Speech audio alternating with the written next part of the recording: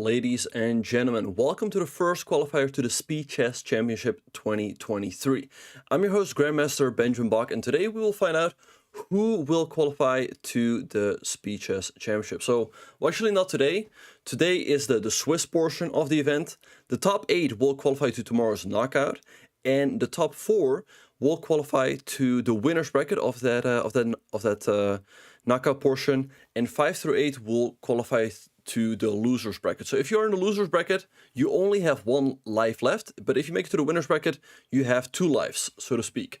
Now, for those of you who are paying close attention, you might see that Hikaru Nakamura is in the field as well, but Hikaru is already qualified, so if you finish in 9th place, you will also qualify. But let's have a look at what we have here. We'll of course look out for Hikaru, but let's also have a look at Alexander Bornik. He always plays a lot in Title Tuesdays. He's really a blitz veteran, so let's see how he will fare in this Swiss portion. He's playing with the black pieces against Pepe, a grandmaster from Spain. And we see Alexander mixing it up with a double fianchetto with b6 and bishop b6 and bishop b7 and g6 and bishop to g7. Now let's see what he's going to do. He could perhaps just go for a hippo with d6, e6, 97 and 97. f3, an interesting move by Pepe. I guess he wants to go for a same-ish setup with bishop e3 and queen e2, and there we have it, e6 by Alexander. Alright, so big shout out to everyone who's watching in the chat. Okay, so we have 97 by Alexander. Perhaps he can also consider a quick d5 push to put white's center under pressure right away, or is he just going to go for that classic hippo setup?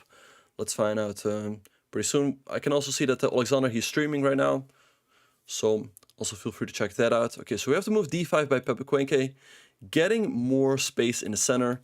So let's see how Alexander is going to react to this. I assume he's just going to continue with d6, because you generally don't really have to fear the straight. The move h6 by Alexander makes sense as it stops white from playing bishop h6. But the drawback is that now it's going to be more difficult to castle, as you will always hang that pawn over there. So if knight x6 by Alexander and knight ge2 by Pepe. So let's see how Sasha is going to continue here. I would assume the move d6, and there we have it. And I would expect the move queenside castles by Pepe. I mean, it's generally what you do in these types of positions. Now let's see what Sasha is going to do. Maybe queen d7, he can aim for queenside castles as well. But white definitely has the edge here. White has more space, but all of the pieces are on the board, so Alexander cannot be too unhappy. However, he is already down quite a considerable amount of time. It's 45 seconds at this point. But we know he's lightning fast, so let's see how he will try to make up for that later on. Okay, so knight c5 has been played, and b4, that's always a double-edged sword. You gain space on the queen side, but that is where your king is, so not quite sure you want to push too much on that side. So knight e7 by Alexander, and he could aim for the move a5 to open up on the queen side. So let's see what Pepe is going to do here. Maybe he'll just slide the king over to b1. Hikaru does not have to qualify, but he's just playing in the qualifier, you know, to get some practice in for the main event. And it's always great to see him play. Okay, so Pepe in the tank. Okay, so bishop to d4 has been played, offering the trade of bishops. e5 by Alexander, the typical King's Indian reaction. And let's see if now he's going to go for a move like f5 to gain some space on the king side and put some pressure on that e4 pawn. a5 also makes perfect sense, and there we have it, f5 by Sasha. And let's see what white's going to do. I mean, in these positions, it's never that easy to come up with a plan. g3 has been played, maybe a move like knight f6, increasing the pressure on that e4 pawn a little bit. And you might also considering taking at some point and followed up with the move knight to g4 to put some pressure on the bishop. Okay, a5, a3, I think you should be very happy to take. Open up that a file for your rook, so this king will always be in some danger. Okay, so the trade happened. I think Sasha is doing pretty well here, but again, he's down a minute on the clock, so he's gonna have to speed up sooner or later. He goes for the move queen to b8, aiming to go queen a7 and give some pesky checks over here on the queen side. Not easy at all to deal with for Pepe. You would love to go, let's say, king b2 followed by rook e1, but you're just not in time. Black is first to give this check, so let's see what he's going to do. Maybe bishop g2, followed by king c2, and then potentially rook a1. Okay, so Pepe now thinking. Okay, so let's see what he's going to do. All right, I assume you have to continue your development with a move like bishop to g2, But again, you can't really get rid of black's pieces here on the queen side, so I think in blitz, this position is certainly easier to play for black, because black's king over here is pretty safe, and white's king over here is always going to be exposed. Pepe taking a long time here. Time is evening up, and he goes for bishop to h3, putting some pressure on that f5 pawn. Okay, I expect queen a7 here from Sasha, and maybe then king c2. Okay, knight f6 has been played. Now you can go king b2 if you want to, and meet queen a7 with rook to a1, and there we have it, king b2 on the board. All right, let's see what Sasha's going to do. Maybe bishop to c8. This bishop is not really doing a whole lot. It's staring at this d5 pawn. Wow, he goes to b5. The idea is that in case you take with a knight, you hang the e4 pawn. Taking with the c pawn is possible, but the pawn will always be weak over there. So I like what Pepe does here. He goes for c5, keeping it close, bishop to c8. And I guess if Sasha gets the chance, he would love to trade and go b4. Now maybe he's got some ideas here, like taking here, or f4, attacking this bishop and this one at the same time. So Pepe drops back to g2. And we're approaching a time scramble here. f4 by Sasha. He wants that long diagonal to open up. So Pepe drops back. Queenside, kingside castles by Sasha. Now c6, and here we see the drawback of the move b5. b5 is always going to be a permanent weakness. So g4 by Pepe, trying to keep it close, but bishop takes g4 by Sasha. All right, so it takes, knight takes, the bishop is under attack, and you throw in f4, and there we have it. But maybe you can move the knight, so that f3 is no longer fork. Did Sasha miss that? Or go bishop g1, f3, and bishop h3, and white still is good compensation, but I think knight c1, and white will remain up a piece. Is Pepe going to see it? This could potentially be a big upset. Okay, 23 seconds, and he finds knight c1. Knight f6 played instantly by Sasha. All right, maybe knight b3 or h3, stopping that g4 push, knight b4, bishop h6 by Sasha. Okay, knight a5 and king f7. Both players playing pretty quickly here. Bishop f3, rook g8. Sasha getting ready to play g4, but g4 runs into take. So I guess you have to go king g6.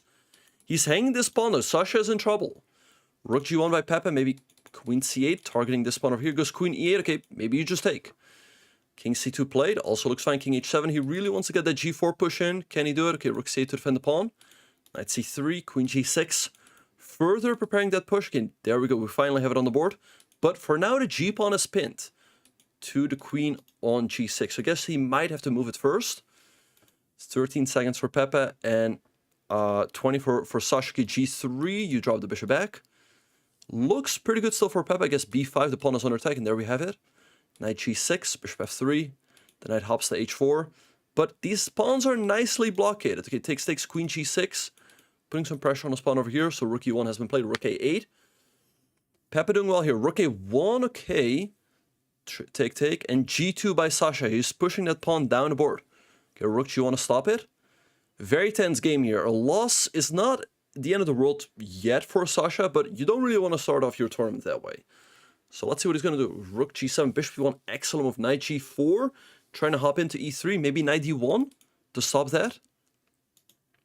Bishop d2, knight h2, queen h3, maybe f3, queen g3 played. Trade, okay. Knight f3. Okay, f3 played. Knight f2, okay.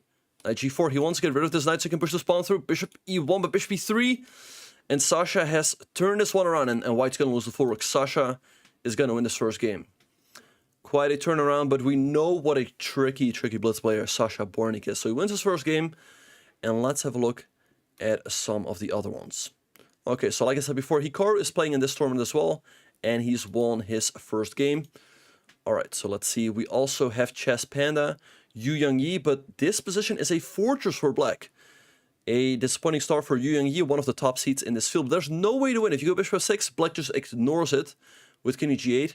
And there's nothing you can do. If you go king f7, that'll be a stalemate. And yeah, so this one is going to be a draw. Nothing to do for white. Oh! Black blundered!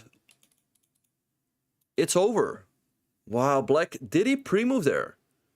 He didn't pre-move, but he played a little bit too fast. He had all the time in the world. He could have just taken this bishop over here.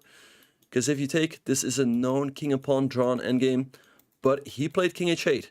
And now king f7 wins the game for white. Because you have this legal move, pawn takes f6, but now there's g7, followed by g8. So a bit of a lucky break there for Yangyi, but he wins his first game. All right, so let's see. The next round is going to start pretty soon, but we still have some more games. Here we have Shuvalova playing against playing against a GM.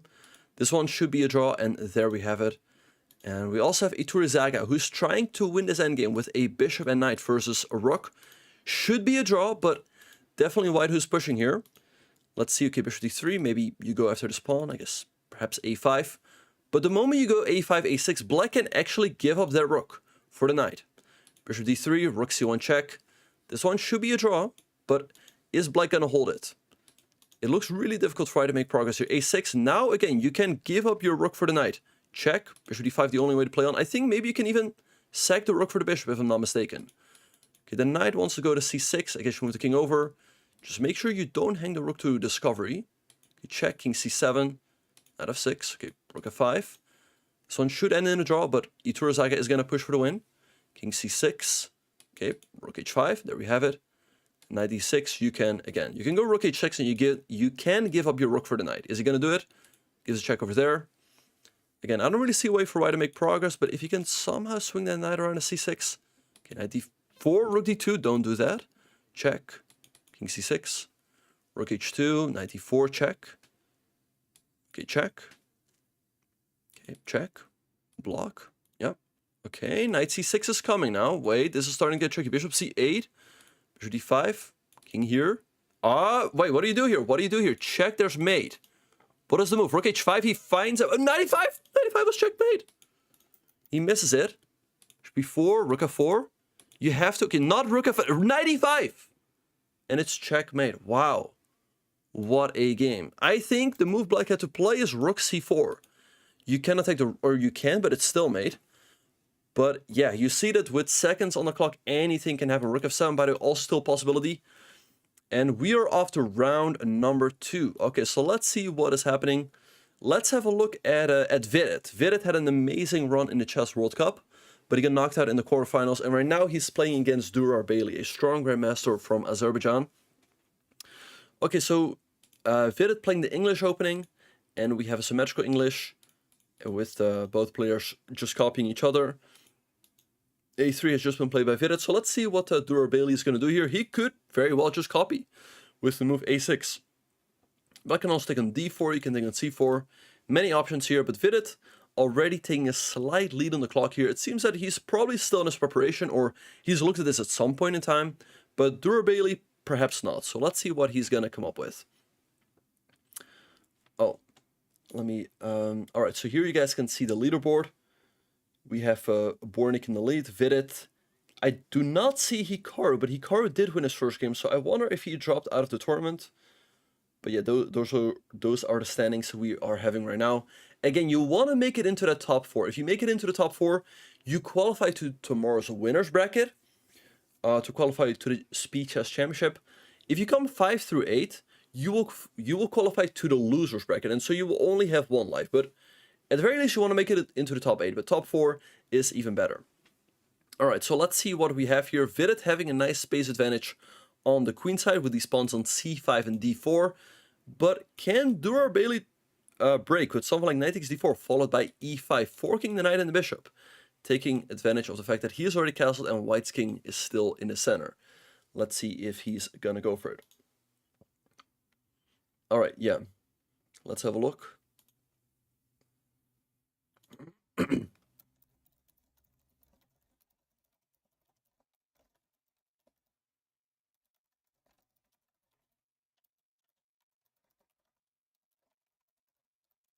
Okay, so we have g5 by Durarbayli, bishop to e3 back by Vidit. Maybe now f5, expanding on the king side, and you want to go for f4. Okay, we have g4 by Durarbayli. I guess you have to move the knight, or perhaps you can take here, but black's going to take here. You can also move your knight, let's say, to e5, or mean back to g1. Let's see which one Vidit is going to go for. So let's see what Vidit is going to do. Both players around 2 minutes. Again, Vidit had a very strong run in the World Cup, but he got knocked out pretty much at the final hurdle before qualifying to the candidates in a quarterfinal. Quite a heartbreaker, as he also made it to the quarterfinals in 2021. Okay, he takes on c6, and his idea is that in case black recaptures, he then wants to go for the move knight to e5, attacking the pawn on c6 and the pawn on g4. So let's see what Durarbayli is going to do. He takes a knight on f3. Now, the bishop is still under attack, so I assume you'd have to move it back, but you can also take that knight on e4, and that's what Vidit does. In case you recapture, you can take with the bishop on e4, and then g2 is also protected. Black can also take here, but I think you just go rook to g1. And I think Vidit's idea is that in case you take on c6, now he can go knight to d6. The knight looks pretty strong over there. And again, in case it takes rook g1, this should work out in white's favor as you get that open g-file. And black's king over here is going to feel the heat as soon as the queen jumps in to either h5 or f3. So let's see how Durarbayli is going to deal with this. This definitely looks like a pleasant position for Vidit, who's up almost a minute on the clock. So let's see what he's going to play. All right, so f5 on the board by Durarbayli. I assume you just take. f4 can be met with something like queen g4, threatening checkmate and that pawn on f4. So I think that's just going to backfire, but maybe he just wants to follow up with queen f6, but definitely looks like a very pleasant position for Vidit. And I'm a little bit surprised that he hasn't taken it yet on g2, but there we go. So let's see what Durarbayli is going to do. I assume sooner or later he should step out of the g-file with the move king to h8. So let's see if he's going to go for that. All right, he's taking his time, but yeah, already quite a hefty advantage here for Vidit. He's up a minute on the clock, so it looks really good for our good friend from India. Okay, so let's see what Durarbayli is going to do. Queen h4 has just been played. All right, bring the queen over to the king side. Makes a lot of sense, as that's where all of the action is happening. Maybe move like queen f3 by Vidit, but then black is a little better prepared to go for the move f4, because now queen g4 is no longer an option. So let's see what Vidit is going to do. I think he should try to keep that edge on the clock. All right. He's taking his time here. Bishop to g5, attacking the queen. The queen has to go to h3, only move. And there we have it. Rook g3, sacking the pawn on h2. Queen f3, Vidit brings the queen in. Very nice moves here by Vidit. And the queen on h2 all of a sudden is a little bit trapped. Vidit could try to trap it with moves like king to d2 and rook h1. And Durarbayli already down to his last 18 seconds. Which move is he going to come up with? But it looks super tough here. 12-10, he's got to move here. He's got to move, otherwise you're just going to lose on time. Okay, e5 has been played, trying to break open the center. I like his reaction. He wants to create counterplay in the center. Let's see how Vidit is going to deal with this. I mean, you can perhaps take on e5, but then maybe then the move f4, and your bishop on c8 can join the action somehow. Vidit having a minute on the clock, but that vanishes very, very quickly. So let's see what he's going to do. I mean, rook g2 perhaps, attacking the queen. In case of queen h1, you have king d2, but then Durarbayli could throw in the move e4 at the right moment. So let's see what Vidit is going to do. He takes on c8. Black has to recapture, I assume. And now I guess you can take an e5 and threaten the move bishop to f6. Rook e8 has been played. Okay, bishop to f6 can now be taken as the e pawn is spin. So king d2 by Vidit. And in case you take, does rook h1 trap the queen? I believe so. f4. I think rook h3 is game over. The queen is trapped. Vidit for sure is going to find it with 30 seconds on the clock. Rook g2, by the way, also traps the queen. And there we have it, rook h3. The queen is trapped and Durarbayli loses on time. So a very nice second win for Vidit, who moves to 2 out of 2. All right, so let's see what else is happening. We also have Denis Lazovic.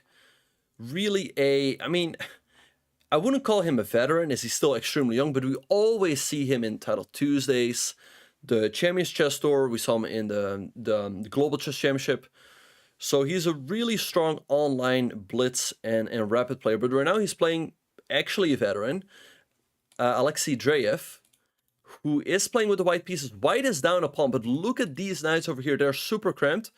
And bishop to d5 is a big, big threat, skewering the queen and the king. So very understandably, Denis moves the king over to h8, but knight at d6 now. The queen has to move to g8. Okay, bishop e8 has been played. Knight e7, picking up an exchange. This should be winning for Dreyev. Let's see if he can finish it off. Bishop f7 is his threat. Knight e6. Bishop f7 can now, you can take on d4.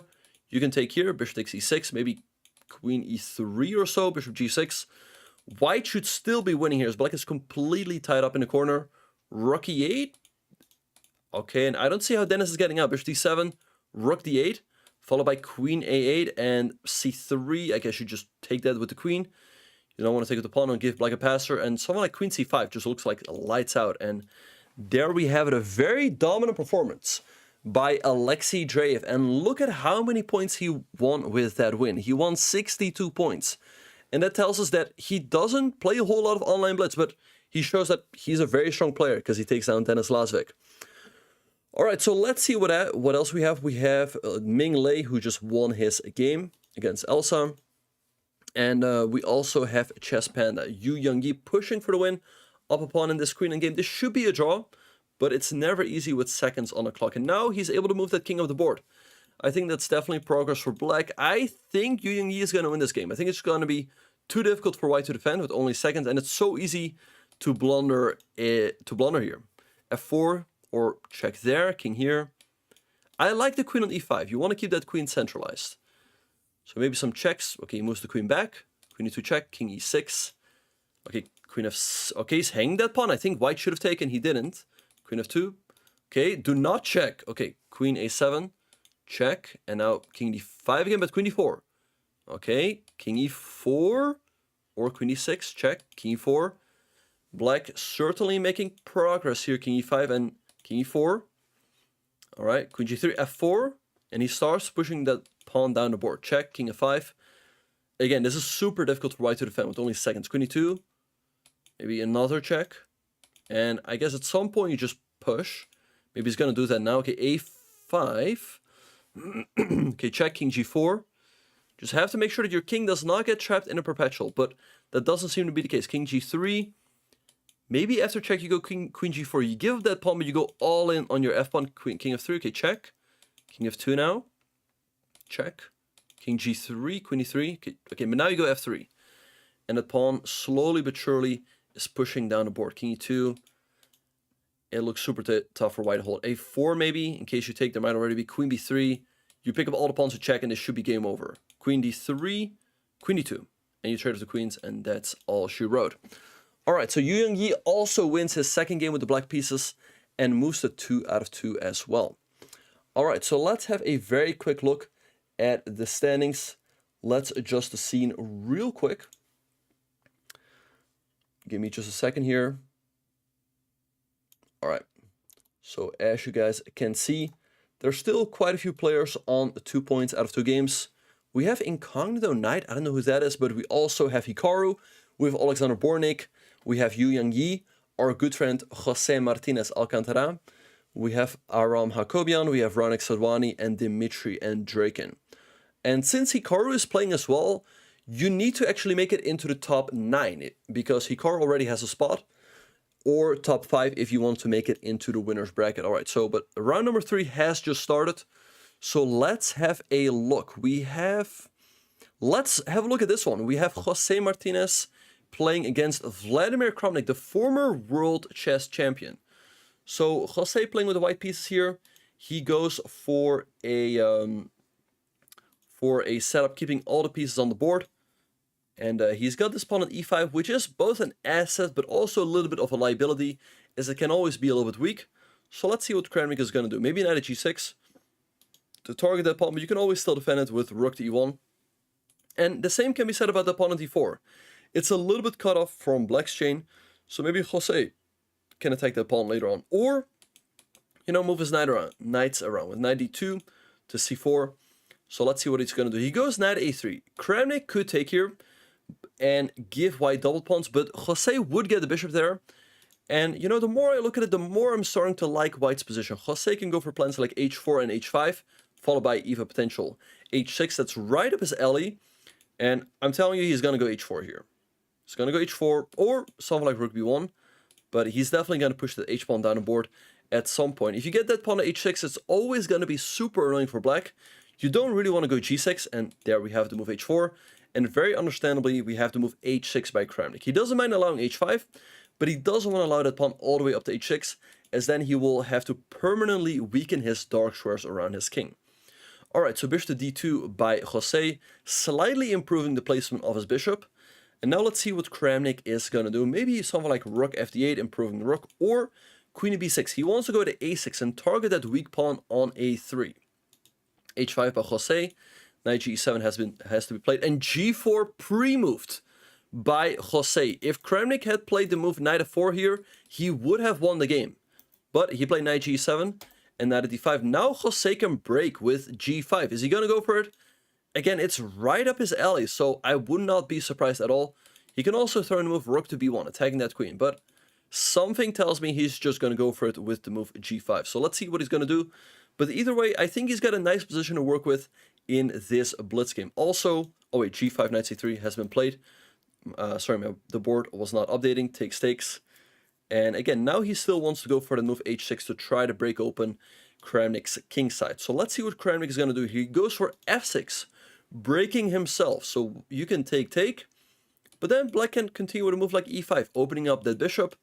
And all of a sudden, white's pieces look a little bit clumsy here on the king side. So let's see what Jose is going to do. Maybe he will just drop the bishop back.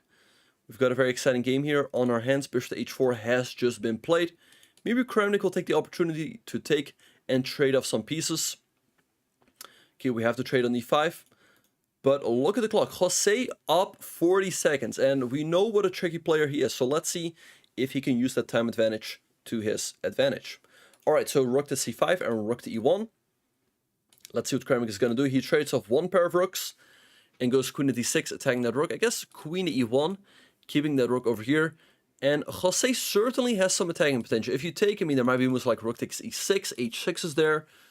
So very tricky stuff. Or maybe rook g5 followed by queen to e5. So let's see what is going to happen. Alright, and there we have it. Queen takes a3 on the board by Kramnik. Maybe rook g5. And Jose will go for the attack. Alright, he's got almost a minute advantage on the clock, but he's down a pawn. That being said, black's queen is a little bit away from the action on the king side. Move like h6 also makes sense to open up black's king a little bit and then sack. So let's see what is going to happen. And by the way, to remind everybody, there is a 1 second increment, so getting flagged can still happen, but it is a little bit more unlikely than in 3. Oh, okay, h6 has been played by Josman. So wondering in case black takes, does he want to sack over here? Kramnik takes on a2. Maybe now rook g5 by Jose. Attacking that pawn on g7. Black can still go rook f7, but maybe then queen e5. And how does black defend? I don't know. I mean, that queen is really far away from all of the action. So let's see if Jose is going to go rook to g5. Again, it's right up his alley, and there we go. Rook g5 on the board. I mean, rook takes g7, wins a pawn. It would also take the bishop, and black's king is getting ripped apart. Kramnik, with 35 seconds on his clock, seems to be in trouble here. Let's see what he's going to do. This looks tough. I mean, rook f7, queen e5. I don't see how you can defend. You have a check, but it doesn't really seem to do a whole lot. I think Jose got this one. 20 seconds for Kramnik. Knight to king h2. King h2 a little bit hasty, because there was also the move king f1, and you pick up the knight. But king h2, now there's rook f7 for Kramnik to defend. And all of a sudden it's tricky. Maybe, I don't know, bishop f3 can be taken. You can take the bishop, but I don't know, very tricky stuff here. Kramnik with 14 seconds on his clock. Jose's got a minute, so let's see what he's going to come up with. He can, of course, take here. But the game is far from over at this point. Well, I thought that after king f1, on the last move, Jose would have won the knight, and with that, he should have won the game. Alright, queen b4 by Jose. He wants to infiltrate with his queen this way, but this gives Kramnik the chance to go for queen a1, followed by queen g1. Knight f4 has been played by Kramnik. Maybe now you take, because you threaten to take, you're starting to go queen f8, which would lead to checkmate. Knight g6 only move to stop it. Maybe bishop e4, attacking the knight. You cannot take. Again, that will lead to checkmate in 1. But Kramnik, 7 seconds on his clock. Super tough. Queen d6 by Jose. Again, you cannot take because of checkmate. So maybe you have to bring the queen back. Queen a4, played with half a second on the clock. Bishop f6 by Jose, and Kramnik flags. It was just too much to handle. All the pressure on black's king and on the clock. And Jose moves to 3 out of 3, taking down the former world chess champion. Alright, so let's see. Let's have a look at Aram Hakobian. He recently won a title Tuesday, so let's see if he can work his magic in this Speed Chess Championship qualifier as well. He's up a pawn in this game, but white could have regained it with knight takes c7. Wait, now knight c4. Oh, knight f6. Knight f6, and you hang the rook. And with that, the game, it's over. A very unfortunate loss for Aram. He was up a pawn, but all of a sudden, things went wrong. Alright, so Arash moves to 3 out of 3 as well. And let's have a look. I was going to say Hikaru, but he just finished his game. Let's have a look at Bogdan Dejic against Alexander Donchenko. Donchenko has really pushed up the ranks in classical chess. He's getting close to 2700, and he takes down the 2700 player Bogdan Dejic with the black pieces. Let's have a look at Demchenko against Wonderful Time. Wonderful Time, known to a lot of us in here. He's a very famous blitz player and a bull player as well. But Demchenko, down to his last couple of seconds, take an f3. Looks pretty good for Wonderful Time, who's up a couple pawns. White's now in a pin, 95. Perhaps knight g4. Okay, gives up that pawn. Wait, is there a win for black? Okay, 96. Wait, he's letting this one slip. He's letting this one slip. White can now take the pawn. Wonderful Time was winning, but it seems to be headed for a draw now. 93 check. Maybe you take the pawn, king c8, rook f7. Okay, d4, rook f6. You might also risk losing here. Although, I assume you should always be able to make a draw here. Okay, he gives up the pawn, knight takes g3. Black would be up on, but he goes knight e3, rook b5, king c6. I would still pick to be black here. You're a little bit more active with your rook and your knight. And your king, by the way. King f3, threatening checkmate on 1. Okay, take the pawn perhaps, 94. Played with 0.8 seconds, check. Again, with that 1 second increment, there's always the possibility that one of the players will flag. Check. So let's see if one of them will. Rook to c2, king e4, knight f2, only move. Gotta move, gotta move. The king f3, rook f8. It's still a draw, 94. Will he make it to rook f4? Rook d8 also looks fine. You can actually take, but knight f2 has been played. You can take, I think, because check, there's here. King e2 play, knight g4. This is a draw, okay, but now we go into rook versus knight. Okay, rook g2, and white's king is on the back rank. Now, I think you want to move that knight. Oh, okay, that was not a fork because black's rook is under attack. But again, that king is getting pretty close to the corner, so not easy for Demchenko, who moves with 1 second on the clock. King up, or knight e4. Okay, I think you want to keep that king as close to the corner as possible. King e3, or knight f5. Now the king sneaks out a little bit. Rook h2, you just wait, king e4. And the king now moves over, knight d4. This is certainly not easy with just a couple seconds on the clock, but as long as you keep your rook at the other side of the board, you can never hang it to a fork. And black cannot make progress here. Okay, king moves to b4, knight b5. But Ming Lei, he's going to try. Okay, king up, or knight e4. Okay, move the rook away. Okay, king up. Or maybe knight back. Okay, Ming Lei also built up a nice lead on the clock. Let's see if he can put that to work here. Again, objectively, this is a draw, but it's never easy with just a couple seconds on the clock. Knight c5, rook d8. Okay, now he's going to try to put his knight over here. And maybe switch the rook over. Okay, rook d1. Maybe knight d4, check. King e3 or king g3. Again, the only thing you want to be careful of is that you do not hang your rook to a fork. Okay, check. Or there, check. King there. The king cannot step up. But this is already a little bit trickier, as it's more intuitive to hold when your king is on the back rank and your rook is on this side. If your rook is here, it's not as intuitive. Okay, check. King here, you can still give check. Knight d3 has been played. King f4, king here, check. Okay, you can block and now you just wait. Or king there. Ming Lei is trying his best, but is he going to win? I don't know. But white keeps moving with just a couple seconds on his clock. G7, I think you just wait. Maybe king up now. Okay, king e3, check, block. You just wait, or there, king... Oh, and they just hit the 50 move roll. Ming Lei tried, but with a strong defense, Anton Demchenko holds this game to a draw. All right, so round number 4 has already lifted off, but let's have a very quick look at the standings. We see that a pack of 12 players is still on a perfect score. So let's see what's going to happen in round number 4. All right, so we have a matchup here between two Blitz veterans. We have Alexander Bornik against David Paravian Dropstone. So Dropstone, or Bornik going for the bishop's opening with a quick bishop to c4, and Paravian going for a very quick c6 and d5. So let's see what Bornik's going to do. Bishop to g5, putting pressure on the knight. He wants to provoke that move d4, as then he can move the knight back, and that will give him a bit of a free hand on the king set. So let's see what Dropstone is going to do here. He does go for the move d4, knight e2, and a5. He wants to trap that bishop, so I expect to move like a4 or a3 from Bornik to make sure that his bishop does not get trapped. So let's see which one he's going to go for. And he goes for the move c3. Okay, also possible. a4 can now be taken. And he's putting some pressure on black's center. If black takes, I assume he wants to recapture with the pawn. c5 has been played by Dropstone. And I guess Bornik is just going to castle here or go for a move like a4, carving out the b5 and c4 squares. So let's see what he's going to do. But I think both players cannot be too unhappy about the outcome of the opening. Bornik managed to keep all of the pieces on the board, but Paravian has a space advantage and should have a pretty decent position as well. Alright, short castles has just been played, h6 by Paravian. I guess you drop back to h4 and there we have it. But now, in case you go knight g3, you will always have to watch out for the move g5. And you'll have to sack a piece. You definitely have compensation there, but going for knight g3 is quite committal, as again, you will have to sack in case of the move g5. So let's see if Bornik will go for it.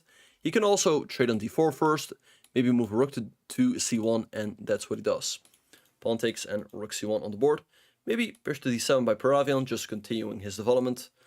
Bishop e6 is possible, but these doubled e-pawns are always a slight liability. So there we have to move bishop to d7. Alright, and a3 by Bornik, making sure that in case of a4, he can always drop his bishop back to a2. So let's see what Paravian is going to do. To me, move like b5 makes perfect sense, gaining a little bit of space on the queen side. But you can also go for a move like bishop e7, unpinning the knight, so that then you can go for a move like queen to b6. Alright, and we have bishop e7 on the board. Alright, so let's see what Bornik is going to do. Maybe bishop g3, and there we have it. And how do you actually defend the pawn on e5? If you go bishop to d6, white can actually take, because the e-pawn is pinned. And in case black takes, you recapture with your knight. So I think Bornik might be winning a pawn here. I don't see how black should defend this one. Yeah, nice little tactic there by Bornik. He's always so tricky. He spots every single tactic in blitz, and that's what makes him such a beast, and that's why he's rated 3080. So let's see what Paravian is going to do here. I mean, he's probably going to lose the pawn, but that shouldn't not be the end of the world. So let's see how he will find a way to fight on. I mean, a4 doesn't change a whole lot, white can just take. So tough position here for Paravian. I'm not quite sure as to what he should do. Maybe bishop d6, give up a pawn, and then queen b6, but I guess the knight moves back. So let's see what he's going to do. And now he's also falling behind on the clock. He's got 1 minute and 10 seconds on his clock. Well, Bornik still has 1:48, and bishop d6 has just been played. Bornik can now take the pawn. I assume he will do so, and there we have it. Alright, and queen b6. So black now is threatening to take the knight with the queen or with the pawn, as the bishop is protected. So I assume Bornik is going to move it back to f3 and put some pressure on that e5 pawn.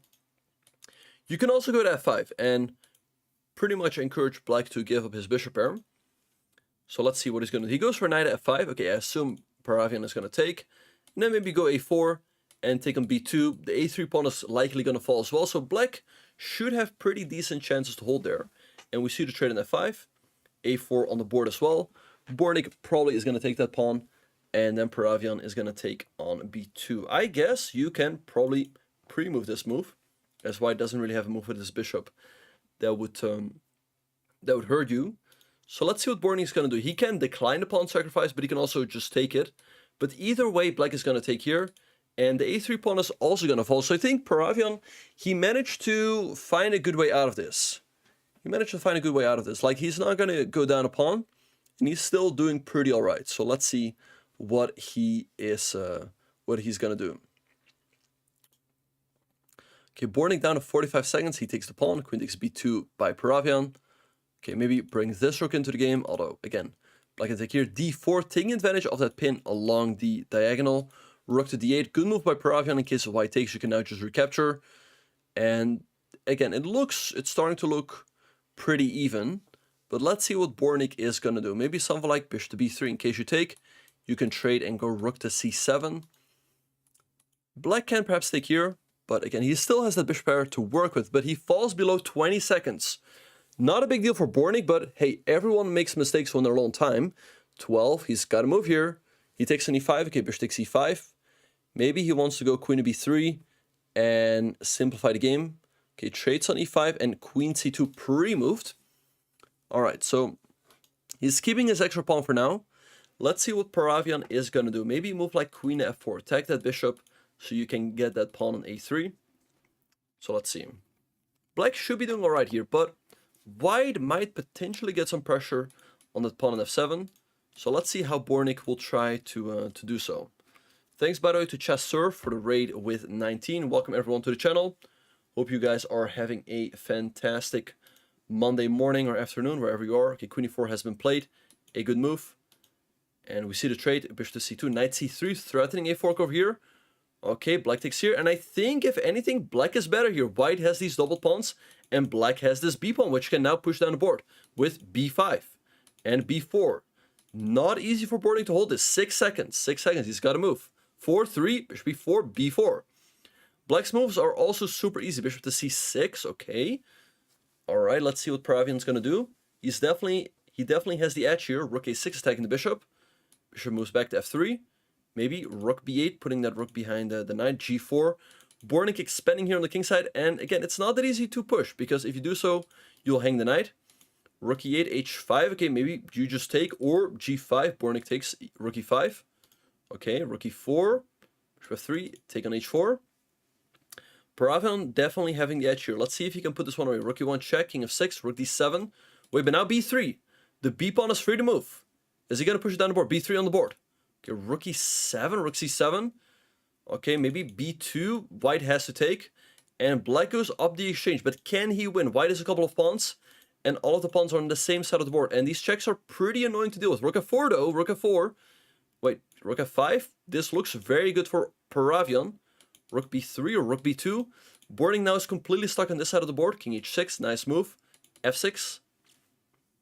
f6 or king g5, that's fine as well. Okay, maybe rook f4. Okay, he wants to go rook to f6. Tricky stuff. And can he go into the pawn game? I assume so, but I'm not 100% sure. Difficult. Okay, he goes for it. Okay, king h4. This should be a win for Paravian. Okay, king g4. f5 or f5. It's g5, it's over. All right, and Paravian wins this game with the black pieces and moves to 4 out of 4. Great start for the superstar from Russia. He qualified last year to the Speed Chess Championship, so let's see if he can do it this time again. All right, we have Hikaru, who won with the black pieces against Ruud Makarayan. He moves to 4 out of 4 as well. And we also have this matchup between Sean Sargsyan and Jose. So Jose moves to 4 out of 4 as well. Okay, let's see what other games we have. We have the game between Sarana and Moroni. Sarana just won his game. And then we have Castor against Albon. So white's up a pawn here. Let's see if he can win this endgame. Objectively, this should be a draw. But again, it's always difficult to defend with only a couple seconds on the clock. So let's see what is going to happen here. Knight c4, maybe just move the knight back. Black is pretty active here with the rook on a4. Okay, then I was hanging, so I had to move it. Okay, you can take.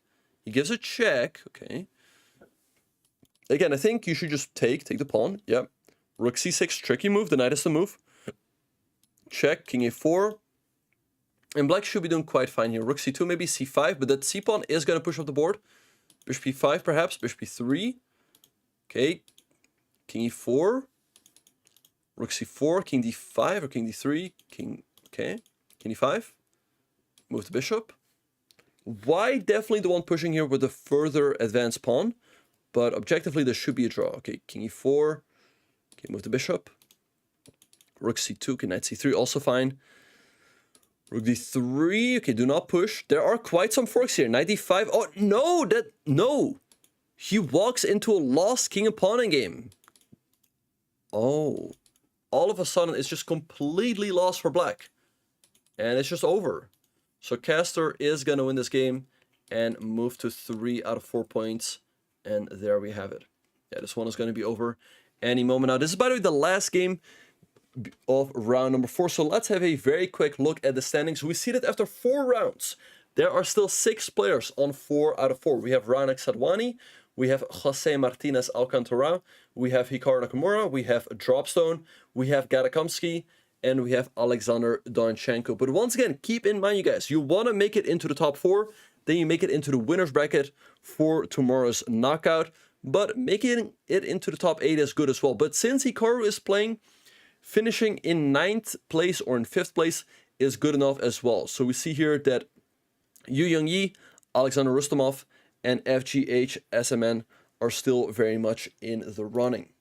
Alright, you guys, with all that being said and done, we are going to be taking a very short break. They're going to do a fair play break, so we are going to be right back. But do not go anywhere. You do not want to miss who is going to qualify to the Speed Chess Championship 2023. We'll see you guys after the break.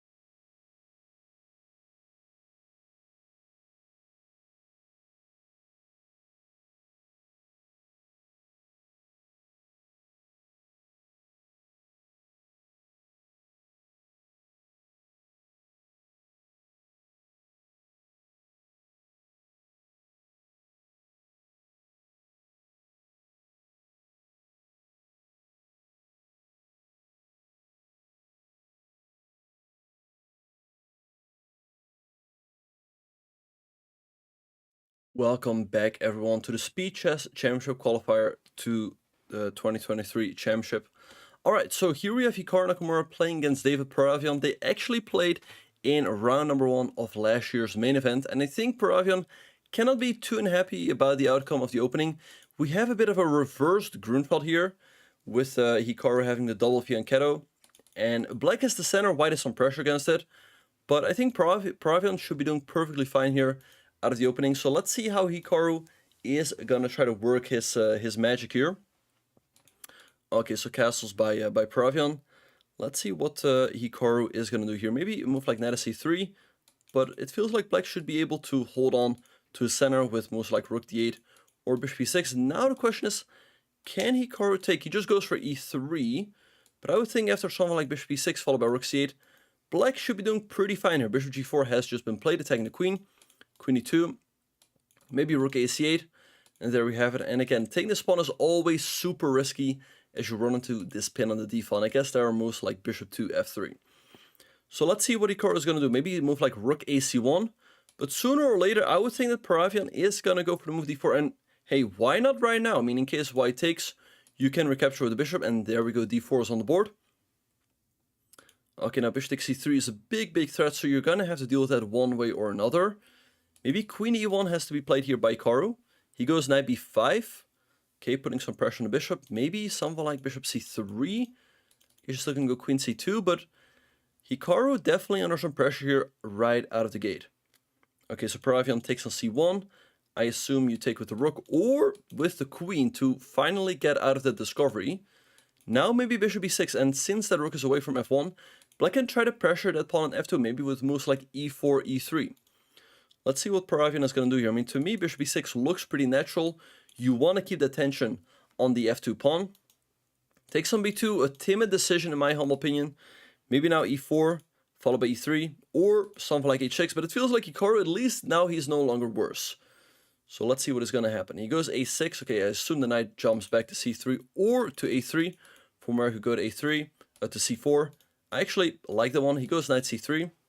Alright, and now maybe move like h6 or h5 by Paravian. He wants to go h4 and chip away at white's king side. So h3 by Hikaru, bishop f5, and rook e1, exerting some pressure on that pawn on e5. e4 by Paravian. I think still black should be doing perfectly fine here. I mean, both sides have a queen, a rook, a knight, and a bishop. Queen e2 played by Hikaru, putting some more pressure on this pawn. So let's see what Paravian is going to do here. Okay, again, maybe queen e6, but now perhaps white can take. So let's see what is going to happen. He goes queen e6, attacking this pawn over here. White can take, but that just simplifies the position. Hikaru could go for king to h2, but it feels like black should be doing fine regardless. So let's see what Hikaru is going to do. He always finds a way to keep the game going, and he does take an e4. Rook e8 by Paravian. Okay, so bishop f3 has to be played now, I assume. You can go f3, but that really weakens your king. A lot. Bishop d3 is possible, but after queen takes h3, your bishop is a little bit further away from all of the action. So I guess you want to keep it close to the king and go bishop here. So let's see if he will decide on the move. And by the way, I just realized that bishop d3 might lose due to queen d7. You attack the queen, and if the queen moves over, you can take the rook. And if white recaptures, you take the bishop f3, queen takes h3.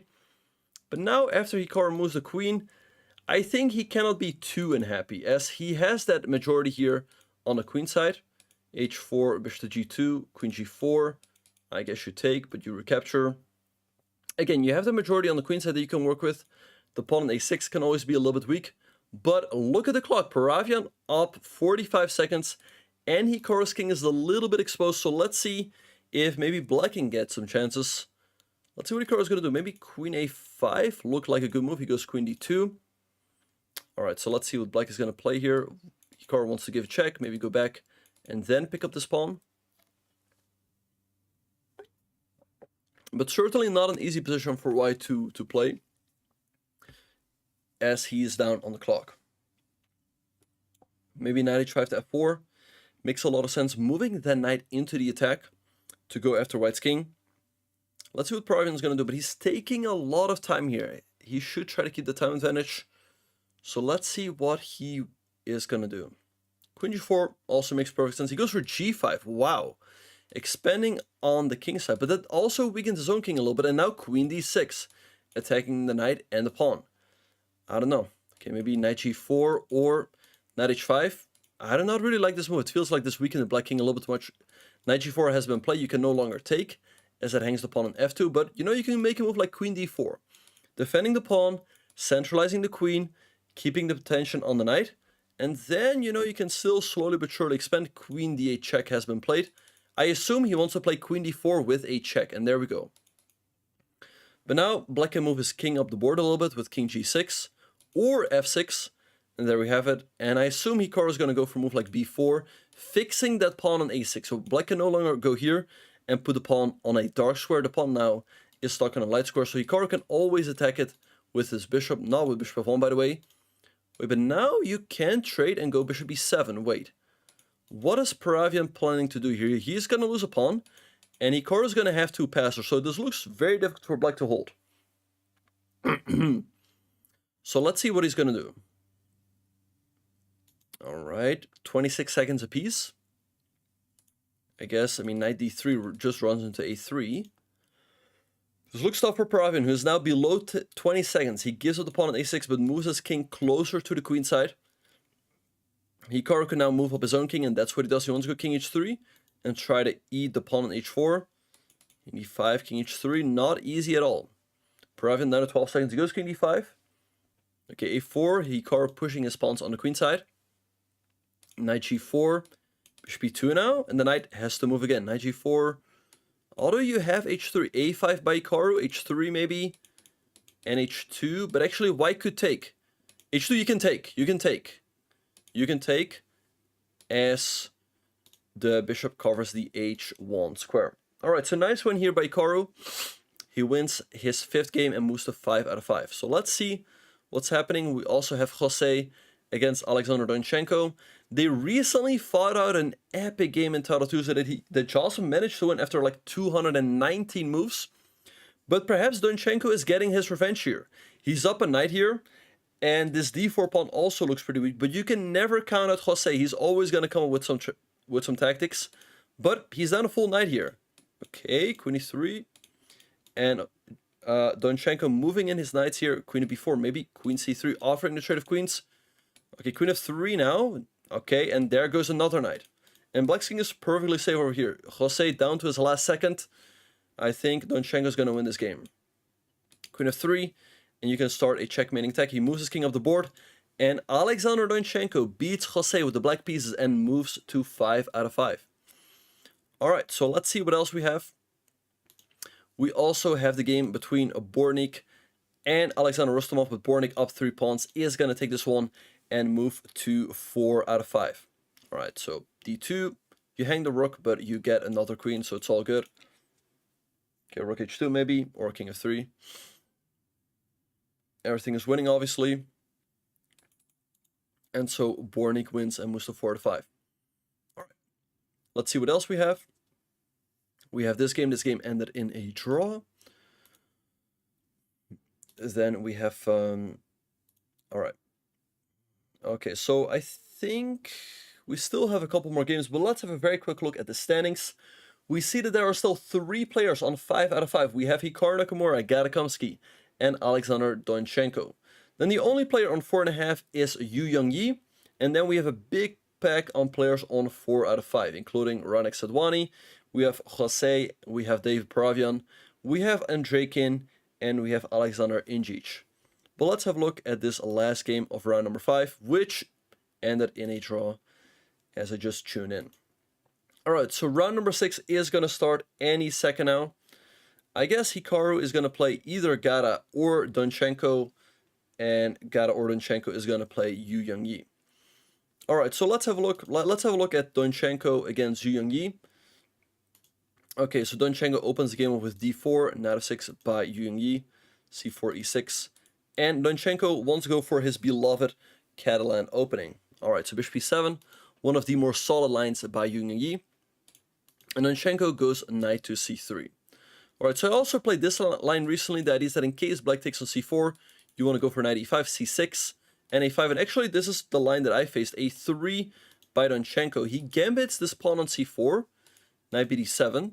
I wonder if he intended to play that, or if he mouse slipped and he wanted to play b3, because I don't really see the whole point of going pawn to a3.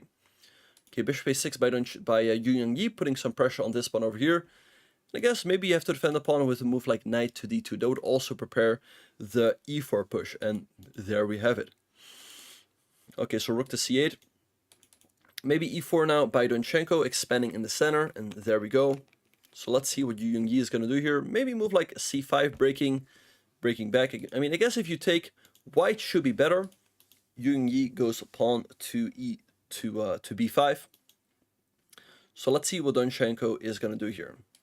You can go e5, the knight moves back. Maybe then c5, but black will always have that move b4. So let's see what white is going to do. I would think white should have a slight edge here. You can also take on d5, then take on b5 and go rook to e1. That also gives you a very slight advantage, and that's what Donchenko goes for. He takes on d5. Okay, you're probably going to have to recapture with the e-pawn. If you take on the c-pawn, you hang this. And if you take on c4, white can take here, and that should be really good for white. So, and there we have it. That's why you should just take on d5 with the e-pawn. Alright, I expect Donchenko to just take here on b5. It feels like, if anything, white has a very slight edge here. I think Yangyi is just going to recapture, and you can also take on d5 right away, I just realized. So let's see if that is what Donchenko is going to go for. Black can also recapture with the bishop, but that gives up the bishop pair, but you do not lose the pawn. So let's see if that is what Yangyi is going to go for. So again, I think if anything, Donchenko should have a very slight edge here. Okay, Yangyi gambits the pawn, but it goes knight f6, attacking the bishop. But now Donchenko just moves it back. But can you go for b4, attacking the rook? The rook has to step over. You then take on a3, take everything, and you take on d4. That looks pretty reasonable. So let's see if Yangyi will go for it. To me, that looks like the most logical continuation. And that one could easily fizzle out into a draw. And b4 has just been played, attacking the rook. So expect Donchenko to move the rook over. And then again, you can take on e3 and take on d4 at the end.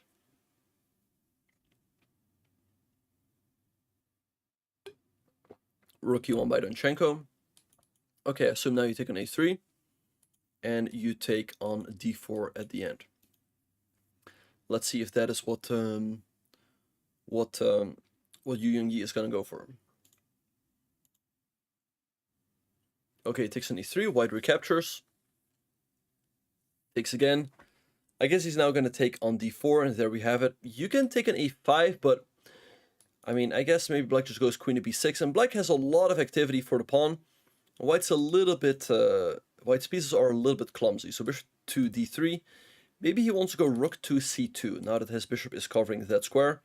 Let's see what Donchenko is going to do. Maybe move like knight to e4. That could be a nice way to get out of it. He goes knight to c4.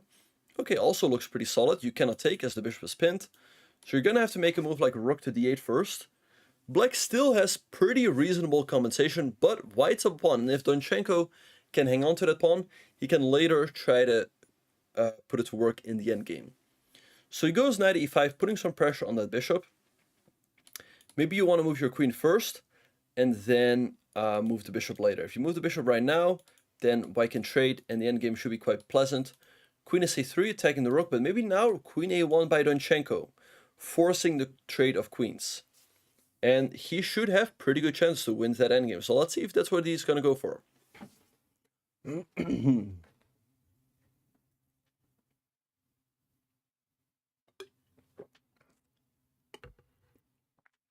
And there we have it, queen a1 by Donchenko. Alright, I assume you have to take. You have to trade the queens. I guess white recaptures. Because you want to make sure, okay, he takes on b3, but wait, now knight c6? You attack the rook, and if the rook moves, you have knight e7, forking the queen and the rook. So knight c6 should win an exchange here for Donchenko. And I'm pretty sure that must be on his radar. He goes rook a3. Okay, taking the queen and the bishop. Queen c2 by Yangyi. The only move to hold. You can still go... Can you go here now, though? Black can take. You have rook d1 at the end. You should still win the exchange. So let's see if that is what Donchenko will do. He's got some time to figure it out. Okay, Queen A2. Queen A2 is just a silent draw for a little bit disappointing. Now the game ends in a... Actually, it was not only a silent one, but also a vocal one, as this game ends in a draw. Alright, so definitely a missed opportunity there for Donchenko. Let's have a look at what's happening in the other games. We also have Gara against Hikaru. Hikaru in big trouble. He's down 1, 2, 3, 4 pawns. 4 pawns. Rook F5, I guess just King to G2. But you can never count out Hikaru. Is he still going to find a way to swindle out of here? I don't know. It looks really tough. And also, Black's king is wide open. He takes it here, but King G2, the rook is protected. I think Hikaru is going to resign. This is game over. And there we have it. Gara, the famous legend, moves to 6 out of 6. Great start for him. Let's see if he can make it into the winner's bracket. Alright, we also have this matchup between Bornik and Shan Sargsyan. Very unclear game here. Really anything that can happen. Bornik up the exchange, but Black has a bunch of pawns, but he has his B pawn, which is super far advanced. Rook F1, wait, check. And Queen H6. Uh-oh. Big blunder there by Bornik. You have to take Queen H6. King G4, where's the window? Check. King G4. Oh, you go F5, takes Queen G6, and Queen F6. Queen G6. That's a pretty checkmate. Queen G6 and Queen F6.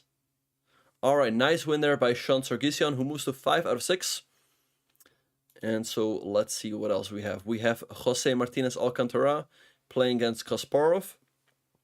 Jose down a bishop here, but he has a bunch of pawns and a very far advanced pawn on D2. His idea is to keep checking and pick up the pawn on A5. And if anything, it should certainly be Black here who's pushing for a win. Queen F3. Alright, but now White is getting coordinated. Queen E5, King G2, maybe just King G7, moving up the board. F5, or Queen E1. Let's see if Jose can work his magic here. F5, there we have it. Queen G3. And the H pawn drops. That's a very important pawn. And I assume Queen E1, Queen E1, Queen E1. Queen E1, I assume the endgame should be winning, but of course you can never be sure. But this looks like a nice start. Because you're not committed to trade. You can also improve your position with moves like King H6. Queen F3, maybe King G5, or give a check first. Okay, the evil bar keeps jumping up and down. I think it really likes the queen trade, but for a human that's not that easy because it's super committal. Queen G4, check. The king steps back here. Can Jose put this one away? He sets his pawn in motions. He sets his pawns in motion. King G5. King F4. Although that hangs this. Okay, check. Wait. This might be a draw now. Check. King up. Check. King down. King E5. Check. King F4. King G5. The game is still going, but this should be a draw. I don't see a good way for Jose to get out of these checks. Queen D8. Queen D6. Trade. Or take there. No, it's just a draw now. Check. Okay, King H4. King here. Queen F4, maybe just... Nope. Jose is going to keep pushing for the win. Wait, White had a win there. I have no idea what. Let me check real quick. What was the win? The win... Maybe here? I don't know.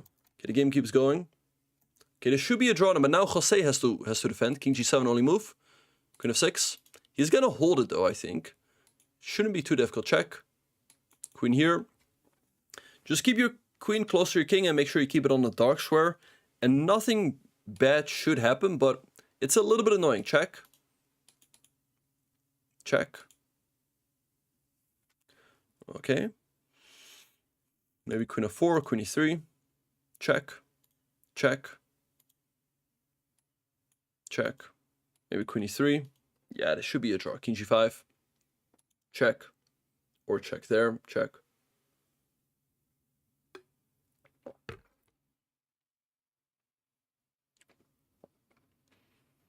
Alright, so final moments of this game. This one should end in a draw, but yeah, of course, either player can still blunder, they can still flag, so you never know with a 1 second increment.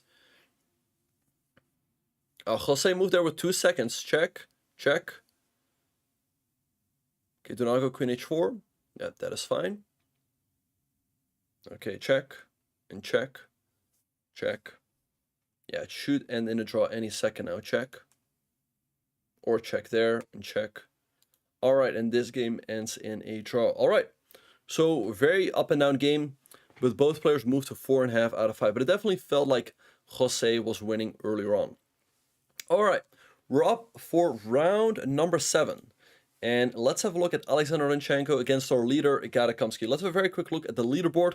We see that Gara is in the lead with 6 out of 6.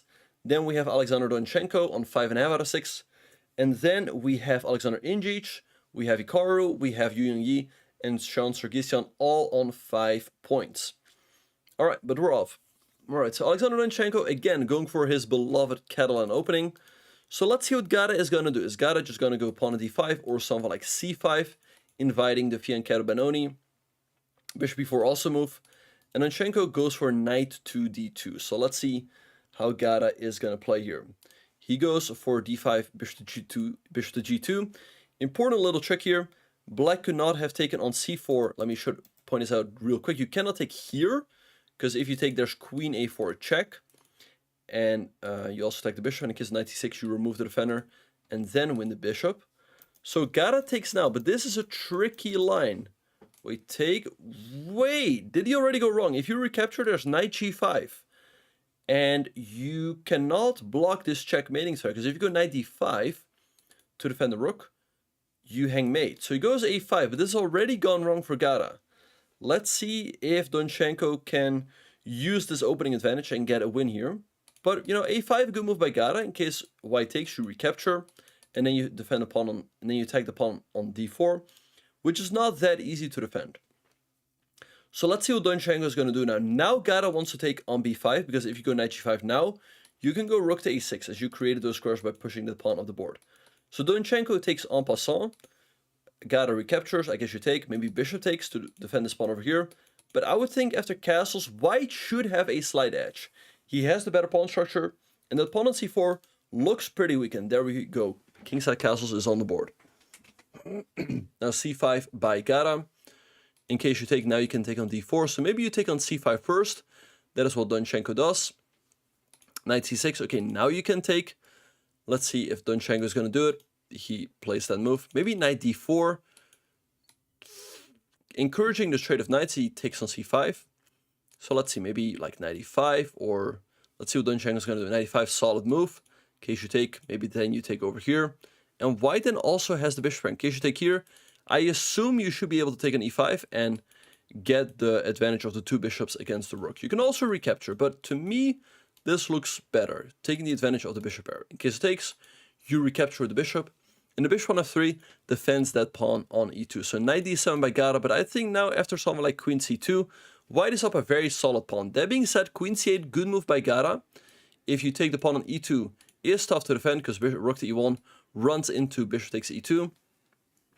So let's see how Donchenko will try to hang on to his extra pawn. He goes queen to d2. All right, now if you would have a couple moves and go, let's say b4, bishop b2, white's doing pretty well. But let's see if Gara can do something in the meantime. Maybe a rook to d8, followed by a knight jump. He goes queen c4, taking the pawn. I guess now rook to e1. And it has just been played.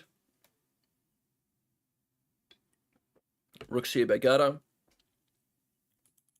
Okay, b4, I guess, runs into knight e4. So let's see what Donchenko is going to do here.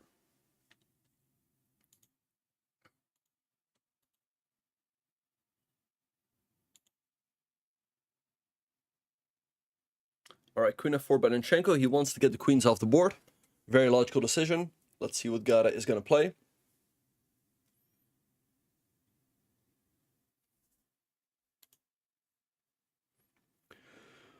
All right, I assume you perhaps want to keep the queens on. Maybe you move like queen here or queen there. The queen trade is not the end of the world, and you actually do have to move rook c2, forking the 2 pawns. It goes queen c2, taking this pawn right away. Knight e4 is possible, but you always have to reckon with the move e5. Well, I guess for now you can take and go like knight b4. But you can also move the queen. So let's see which one Gara is going to go for. Okay, queen c5. Again, e5 is a big threat. So let's see what Donchenko is going to do. Maybe move the queen e3 or move the knight. But I think Gara is doing quite okay here. Maybe you move like... Although h6 does give white the time to consolidate. Okay, so listening to the commentator before Donchenko listening to the commentator as well. Okay, again, if white can get in bishop e2, you know, I am starting to like his chances. Although there might be some knight e5 to c4 action. Let's see if he's going to go for it. Knight e5 on the board. All right, so he wants to go knight to c4. Not easy to stop, but okay, knight f5, tricky move. But now knight c4, taking the queen and the bishop. What does Donchenko have in mind here? Maybe, okay, gives a check. Oh, wait, you take the rook and attack the queen. Oh, wait, it's all of a sudden game over. Donchenko wins his game and takes over the lead. Wow. Let's have a look at Hikaru Nakamura against Yangyi. This looks like a nice position for Hikaru with the two bishops here on the diagonals. G6 has just been played. So let's see how Hikaru will try to put this one away. I guess he has to move the bishop. Or, I mean, I guess he can consider sacking it, but I don't really see a follow-up after, say, rook to e6. Although, wait, he's looking at this. Takes, takes. If you take, there's mate. If here you check, he goes bishop to g4. Now king h7. Perhaps that was a missed opportunity by Hikaru. He goes h4. He wants to break open with the move h5. f5 played, bishop to e2. All right. But maybe now something like knight to e6. And there we go, followed by d4 to hit that pawn on e3. h5 can be played, but black can now just meet it with g5. Queen e2. Maybe d4, h5. Solid move. Okay, let's see what Hikaru is going to do. He's down to his last 20 seconds. Rook h3. Okay. d4. Okay, so I guess you take. And we go into this opposite color bishop position. Wait, rook bishop takes f4 was possible. Rook d8. Wait, still. Take and take is definitely possible for black. Is he going to do it? He goes queen f6, attacking that pawn on d4. Okay, queen b2. Maybe you take anyway. You take on b7, but king to h6. And I don't know who's king f2. Okay, Hikaru's king is quite exposed now. Rook to b4.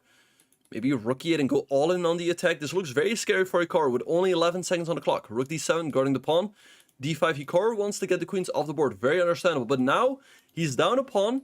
The c5 pawn is weak. He's going to lose another one. Oh!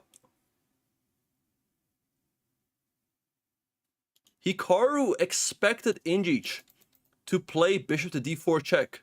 But Yangyi played rook takes c5 first, because if you take, there's still bishop d4. And so Hikaru had pre-moved king e1, but that hangs a full rook. And so Yangyi wins this game, a big, big win for him, and moves to 6 out of 7. All right, so let's see what else we have. We have Jose against Arash. Very tricky game here. Both players low on time, but it looks like it should be headed for a draw. Rook h1, but let's see if Jose can somehow work his magic here. Rook to b2. I guess he wants to go bishop b3, knight h4. Okay, bishop d5. Okay, now you can trade. Okay, knight b4. I guess with Jose's knight off the... Wait, Jose actually has to be careful here. How does he hold the draw? Rook c1, c5 maybe? Defend that pawn. Okay, if you take, now you can take. King f5, bishop g7. Are they just going to repeat here? Knight d5, black going for the win. Take. Okay, king e4. Jose now going for the win. This king could get checkmated. Wait, take. Take. How's he? Rook g2. Okay. Take. Okay, black blundered. Rook e2. King f5. King f5. King f5. King f5. If you take, it's checkmate. If you take, it's checkmate. King f4. Bishop f4. Check. King h2. Okay. Rook g6 maybe. Should be winning for white or a draw. I don't know. Very tricky. Take. King g2. Jose going after the pawns. d3. Take d2. King g2 maybe. We're going to get rook and bishop against the rook. Objectively a draw, but this one is very difficult to hold with only a couple seconds on the clock. Check. Okay, take the pawn. Or I guess he wants to keep this pawn on the board because black has some stillmating defensive mechanisms. Jose does eventually decide to take the pawn. Check. King e2. So let's see how he will try to win this game. Okay, king over or bishop there. King here. Already this is starting to look tricky. King e4. Check. King e4. What you want to do is you want to go rook d8, but king d3. King d3, white should be winning here. Rook b2 and like rook b7, I think is the way to go. Okay, move the rook. Black is in zugzwang here. You go here and rook b8. And you can take. That's not a stalemate. Alright, so big win for Jose Martinez Alcantara, who moves to 5.5 out of 7 as well. Alright, one more game going on. We have rook and knight versus rook.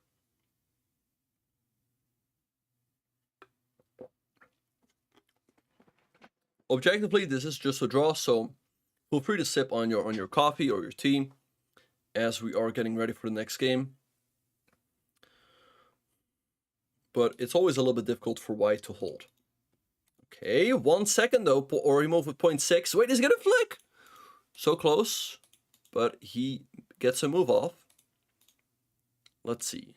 Very difficult though for white. I mean, you're still in that constant state of stress, as you always have to move with just a couple of seconds on the clock. Rook c2 now. Knight d2. Rasmus doing his best to make it tricky. Move the king. Okay, check maybe. King e5, king e3. Okay, it's very tricky with this rook over here. King e1 still holds. Maybe knight here, although you go here, knight d2, king here, knight back, king over, king d3, king d3, king d... Yeah, but now you can always... Okay, and the game ends in a draw. Wow, what a game.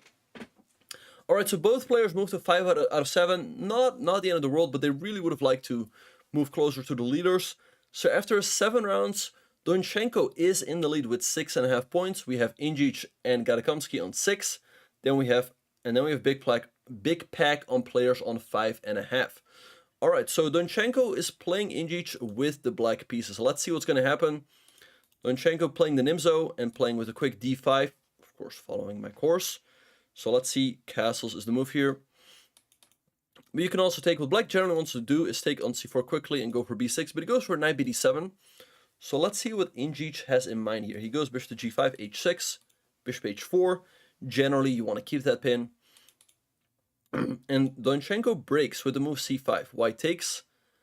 And now I assume you recapture, or maybe you can throw in a move like g5 to take with the knight. He takes with the knight right away. Okay, now white can take and move the bishop, maybe here or all the way back. So let's see what Ingic is going to do. A very interesting opening concept here by Alexander Donchenko. Takes. Okay, bishop e7 is a move, bishop here as well. Let's see what's going to happen. In case of here, I guess rook e8, takes, maybe knight a4, taking the bishop and this pawn over here. So let's see how this one is going to proceed.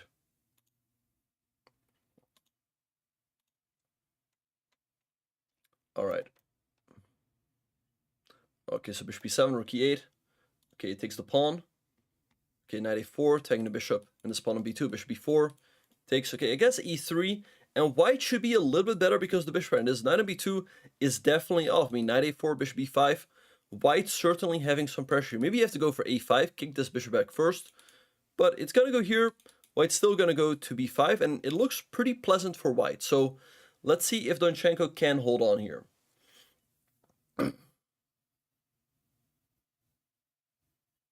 Knight a4, okay, bishop b5.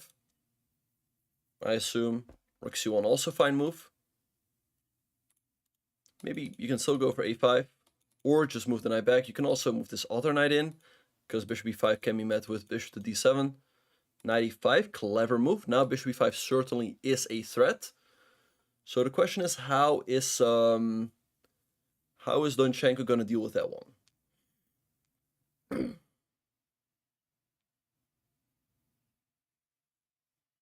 Okay, a6 has been played. Maybe now rook c7, although there might be some moves like knight d5.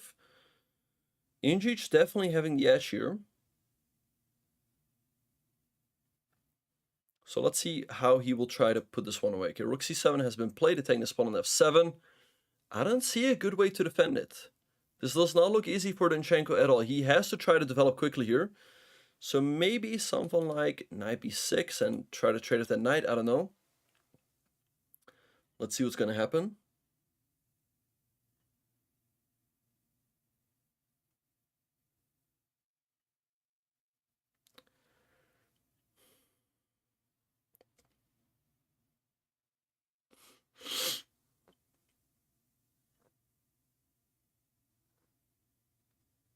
Okay, Donchenko also falling behind on the clock now. He's down 30 seconds. And again, he's not in an easy position. It's not easy at all. Okay, goes knight b6. Alright, so if white takes on f7 with the rook, what is his idea? Maybe knight bd7. And if you take, you can take this rook over here. There might be knight b6 though. In case of rook b8, there's the bishop d6. And you can go here, but then you're really stuck. And after bishop c5, I think white's winning back the material anyway. So let's see what he's gonna do. This looks tough for Donchenko, but Yangyi now to move. Let's see if he's actually gonna take.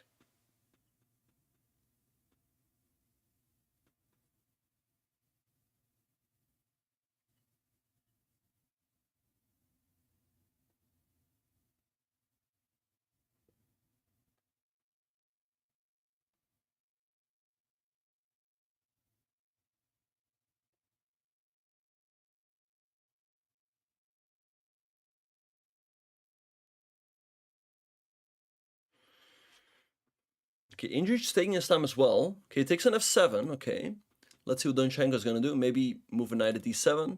Okay, there we go. Knight fd7. I guess takes. You take it the bishop. The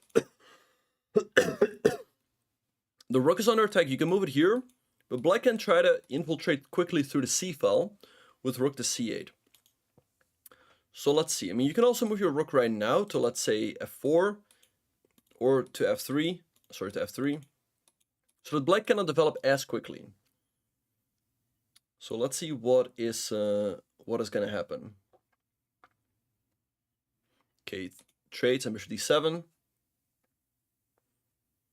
Okay, maybe rook ac8.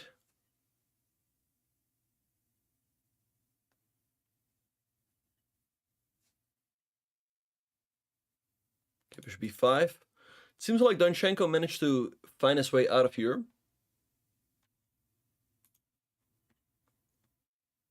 If you run out of time, you lose the game. Yep. Okay, so rook c8, good move by Donchenko. And white's king is stuck in the center because the bishop controls that f1 square. So, I don't know, this looks tough for Yangyi. You have to move the king here or here. Goes king d1, maybe rook c6 followed by rook d8. Looks pretty tough to deal with. Or a check. Not easy at all. He checks him. Okay, king e2 has been played. Check. Are they just going to repeat here? Perhaps so. A draw is not a bad result for Donchenko because he's in the lead and he only has to make it into the top 4. So check. I think they're just going to repeat. That's what my... Yeah. King d1 now is a repetition. And there we go. Not a bad result for both players. They stay in that top 4. And it's really the most important thing. Okay, so let's see what else is happening. Okay, we have Yangyi against Gara. Let's have a look. I don't see... Let's see. Did Hikaru lose? I guess... I don't know. Wait, he's on 5 points out of 7. Perhaps he did. I don't know. Okay, so let's have a look at this game. Okay, so knight h3, king g2, king g7. Yangyi up upon here. But black is pretty active. It's knight on h3. However, it's a double-edged sword. It's always going to be annoying for white to deal with. But it's also kind of stuck here. So let's see how Gara will try to make this work. King g6, rook b5. Okay. Maybe now... You want to somehow include this rook into the game. So queen d1, tricky move. If you can bring the rook in as well, he's definitely in the game. Queen e5 runs the queen f3. 11 seconds. This looks tough for white to move. Like, I mean, queen e3. Maybe Yangyi has to find a way to bail out with rook g5 and not lose. Because otherwise, if rook d2 comes, you can easily lose this game. Okay, rook g5, you can take and make the draw. Although, you know, you pick up this pawn. I guess you give another check. Knight e3 for the moment is not possible. Check. Players going back and forth. I don't know if he can find a way to keep this game going. Maybe queen f6, he checks over here. King over. Okay. Or is Gara going to go through? Knight h2, tricky move. Taking the pawn and not allowing this check on f3. Okay, what is Gara going to do here? I like white's chances here. You got to move, you got to move.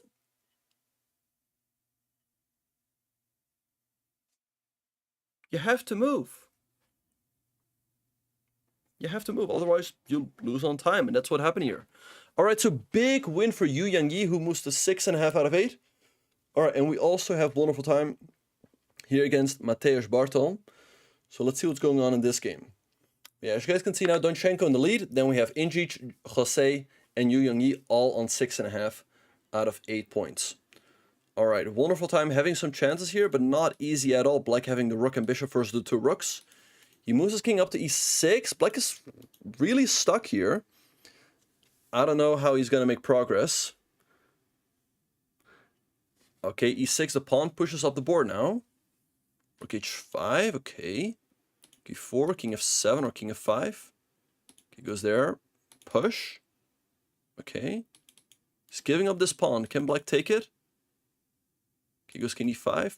Take the pawn at some point. Push. There we go. Take. King up. King up. You're going to have to give up your rook, but you still have some chances with your passers. Check. Queen. Rook e... Oh, no, but now black queens as well.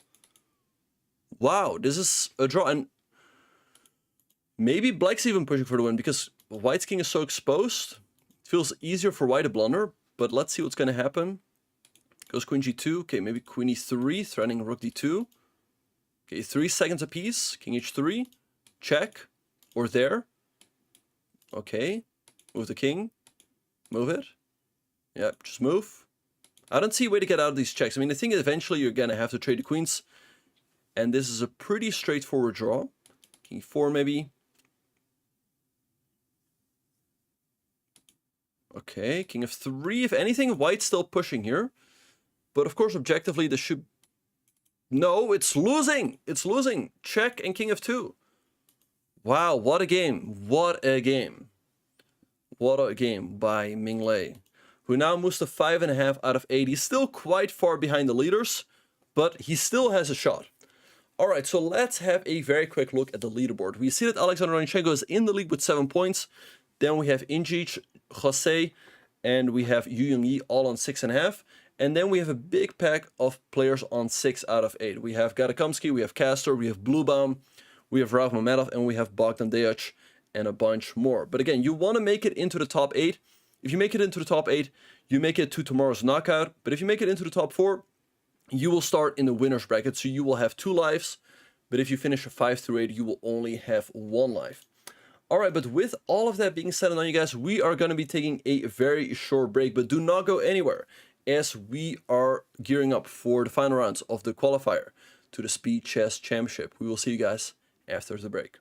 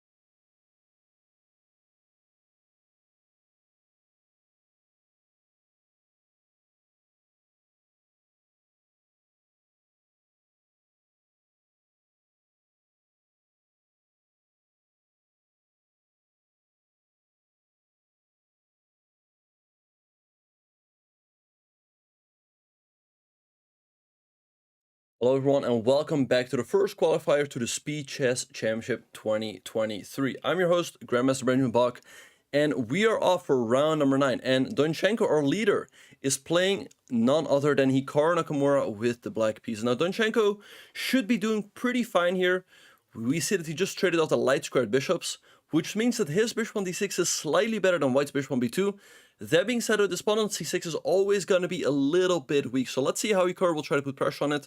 And he does that starting with the move rook to c1. We see c5 by Donchenko, and we see trade.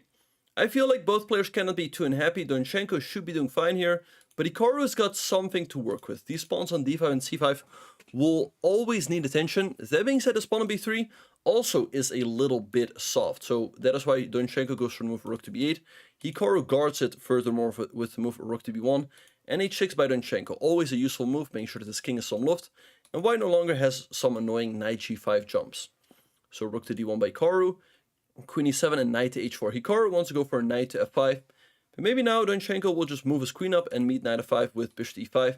And he should be doing pretty fine. But you can also go for bishop to f8, keeping the bishops on the board. Alright, so queen to c2. Let's see how Donchenko will go from here. You could go g6, kicking the knight away. But you can also improve your position with, I don't know, maybe most like knight b5 to d6. Let's see what he's going to do. The position should be roughly equal, but look at the clock. Hikaru already up 40 seconds. There is that 1 second increment, but he can really cook magic out of nowhere. So you have to be really careful and try to keep up the pace with Hikaru. So knight g3 has been played. Perhaps Hikaru wants to go for a move like queen to f5, offering the trade of queens. Or maybe like knight e2 to f4. Knight b5 by Donchenko. So let's see what Hikaru is going to do here. Again, I feel like black's doing fine, but white always has a little bit of pressure on these pawns. And again, he's got the edge on the clock. So a4 has been played. Maybe knight d6. He takes on f6. Okay, you recapture. Knight f3, targeting the pawn. And it's not 100% clear how you go about defending that one. Maybe some stuff like c4 on, and that's on the board. If you take on d5, you can now take here. You could go b4, but black is going to keep that active c-pawn. And he also has moves like knight e4, threatening a fork on c3. And you take the b4 pawn. So not an easy task here for Hikaru. Perhaps he has to take. But it feels like after the trade, black should be doing fine. So okay, b4. Wait, knight e4. What does Hikaru have? Oh wait, knight e4 he can just take. I just realized. But it might still be a good move. Because after this trade, you will take the b4 pawn. And wait, knight c3, knight h5, is his idea. Interesting, okay, so knight c3 will be met with knight h5. You can go queen over, but then you can take the knight. You take here, but you should be doing okay. Queen c3 played by Donchenko. You definitely do not want to take, because you run into a fork. But maybe you just move the queen, and that's what Hikaru does. And I think slowly but surely he's starting to get the edge. Knight f6 by Donchenko defending this pawn. Looks a little bit passive. Knight d4. Now the queen is a little bit trapped. And this knight could be headed to c6. Attacking the rook. And actually, you know, I was saying this queen can be trapped. Because white has ideas like rook c1. And if the queen goes here, there is knight c6. So not easy at all for Donchenko to deal with this. He goes bishop c5. Maybe now knight c6. Looks tricky. Looks tricky. Let's see if Hikaru is going to go for it. Or start with a move like knight to e2. Also looks good. I guess you want to go queen a3, but it definitely feels like Hikaru has gotten the upper hand here. He starts with knight c6, rook b7, rook a1. Okay, he wants to go knight e2. Make sure that black cannot go here. Interesting stuff. So now let's see what Donchenko is going to do. It looks tough. It looks tough. a6. Okay, knight e2. I guess you want to go to b3, and he wants to undermine that b5 pawn. White can always take, but then you lose support of the c6 knight. So let's see what Hikaru is going to do. I mean, knight e2 looks like a good start. Maybe trade. Knight f5. Okay. Take. Maybe g6. Because e7 is currently covered. Other way, now you might have ideas like queen to a6. So maybe Donchenko was a little bit fast to trade there. He goes rook e8 to cover the square. Queen a6 perhaps. Or move your rook over first.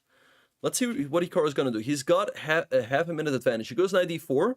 Defending that pawn on b5. Okay, knight e4 by Donchenko. Alright. Let's see what's going to happen. Maybe queen a6, but I guess you can move your rook really anywhere. All right, Hikaru down to 43 seconds. Game should be roughly equal. Let's see. Okay, rook to b1, guarding the pawn furthermore, but okay, he's conceding the a file, queen e2. Maybe you move the queen now, bishop b6 also fine. You have stuff like queen g4, threatening checkmate. Actually, you might have to go g6 and give up that h6 pawn, but that's not really what you want to do. But you might have to, or wait, you can take on d4 perhaps. Take on d4.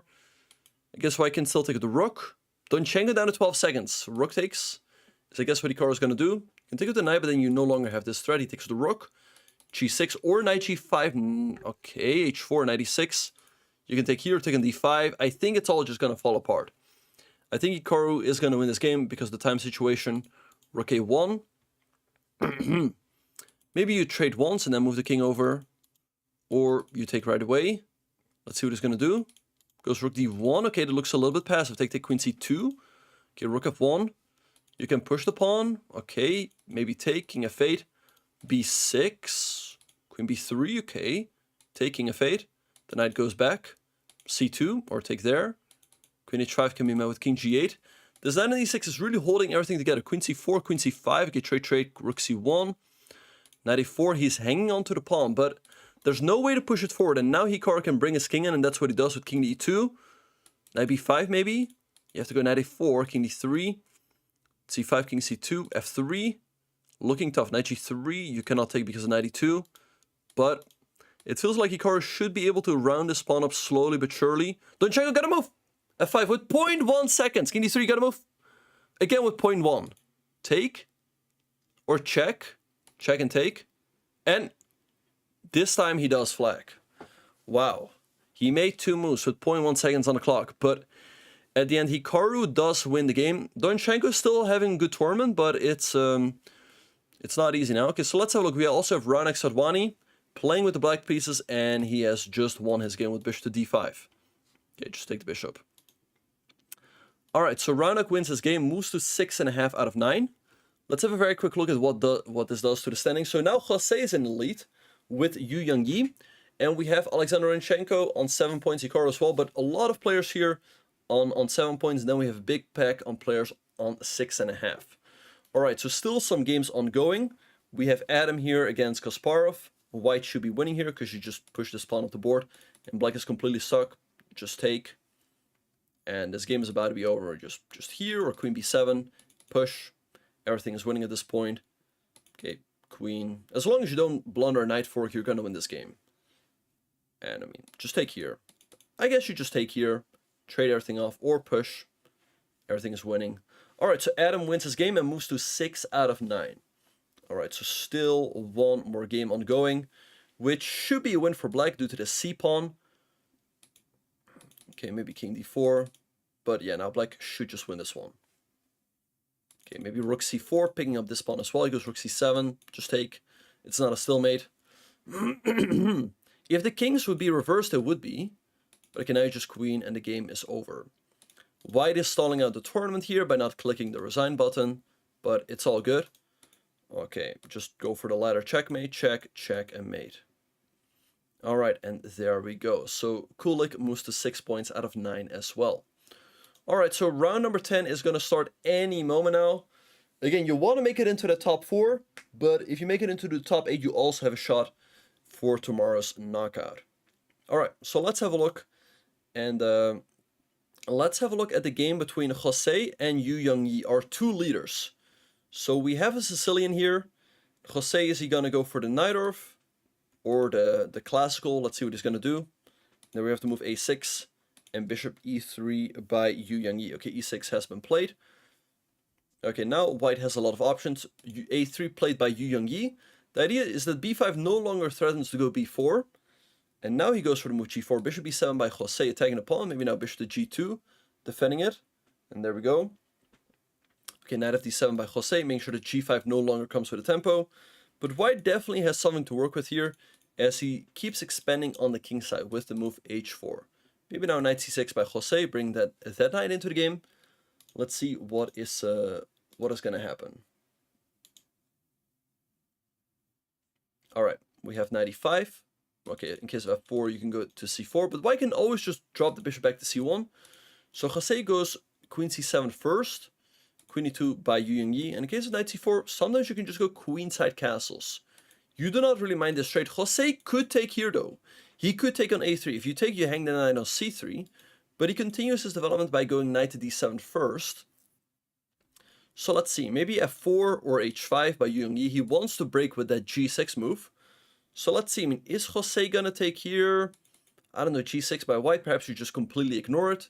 If you take, I think white should have the edge though, with g6 coming very, very quickly. Knight de5, now in case of f4, I guess he wants to take and go knight c4 right after. That looks pretty reasonable for black. If you go g6 here, now black can take, and take, f4 has been played, you take knight c4, queen e3, or queen g3, and Yangyi really going all in on that g6 push on this side of the board. So let's see what Jose is going to do. Maybe he has to go for like queenside castles. The king is doing pretty fine over there. You can go king b8, rook c8. So let's see what is going to happen. Okay, queenside castles has just been played. You can still go for the move g6, but it no longer comes with the same effect. But you can also go for a move like pawn to f5 to break open this way. So let's see what Yangyi is going to do. Time is approximately even. Both players just above 2 minutes. Okay, f5 has been played, attacking the pawn on e6. I guess you have to go e5, because you have to deal with this attack one way or another. e5, knight b3. It definitely feels like white still has an edge, though. Knight can also jump back here, but it goes to b3. And now let's see what Jose is going to do. To me, king b8 followed by rook c8 makes a lot of sense. Or maybe develop with a move like bishop to e7. So let's see what he has in mind.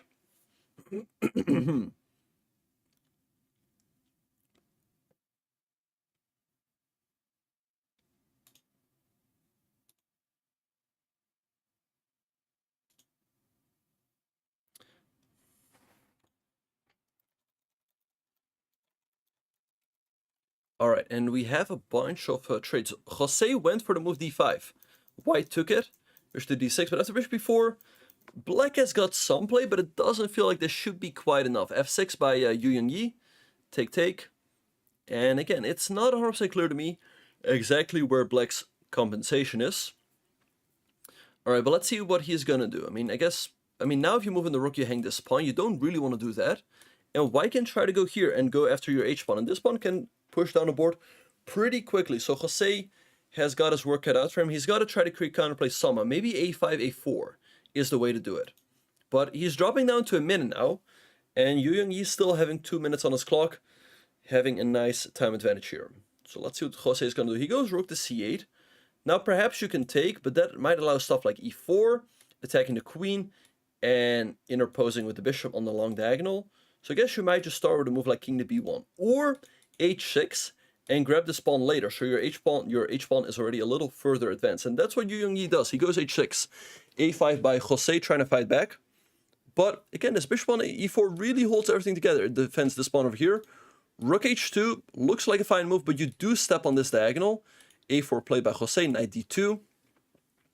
All right, let's see. Jose always manages to cook up some tricks out of any position. So let's see how he will do it. Maybe b4. He goes knight b6. That looks like a step in the wrong direction. Maybe now something like queen e3, although I guess he wants b4. But let's see. Yangyi is still around 130. Jose around 50 seconds. King b1. Okay. Now, if Yangyi has a chance, I think he would love to play the move c3 to completely solidify the queen side. So Jose goes b4 while he still can. But okay, what if you take and just take here? Although that does hang this pawn over here, I think Jose has to recapture. But now again, can you take? I guess black can take, queen d3, nice solidifying move, bring the queen over, defending this furthermore. It looks like Jose is in trouble. He goes bishop to d6. Again, you cannot take because of e4, but maybe you go for like rook g2 to g7. Looks pretty strong. In case of bishop f8, maybe you just do it anyway. In case black takes, you take, and these pawns should decide the game. So Jose in real trouble here. He goes a3, trying to create some play on the queen side, but how is Yangyi going to deal with this? I mean, to be fair, this is always a little bit annoying. Do you want to let black take?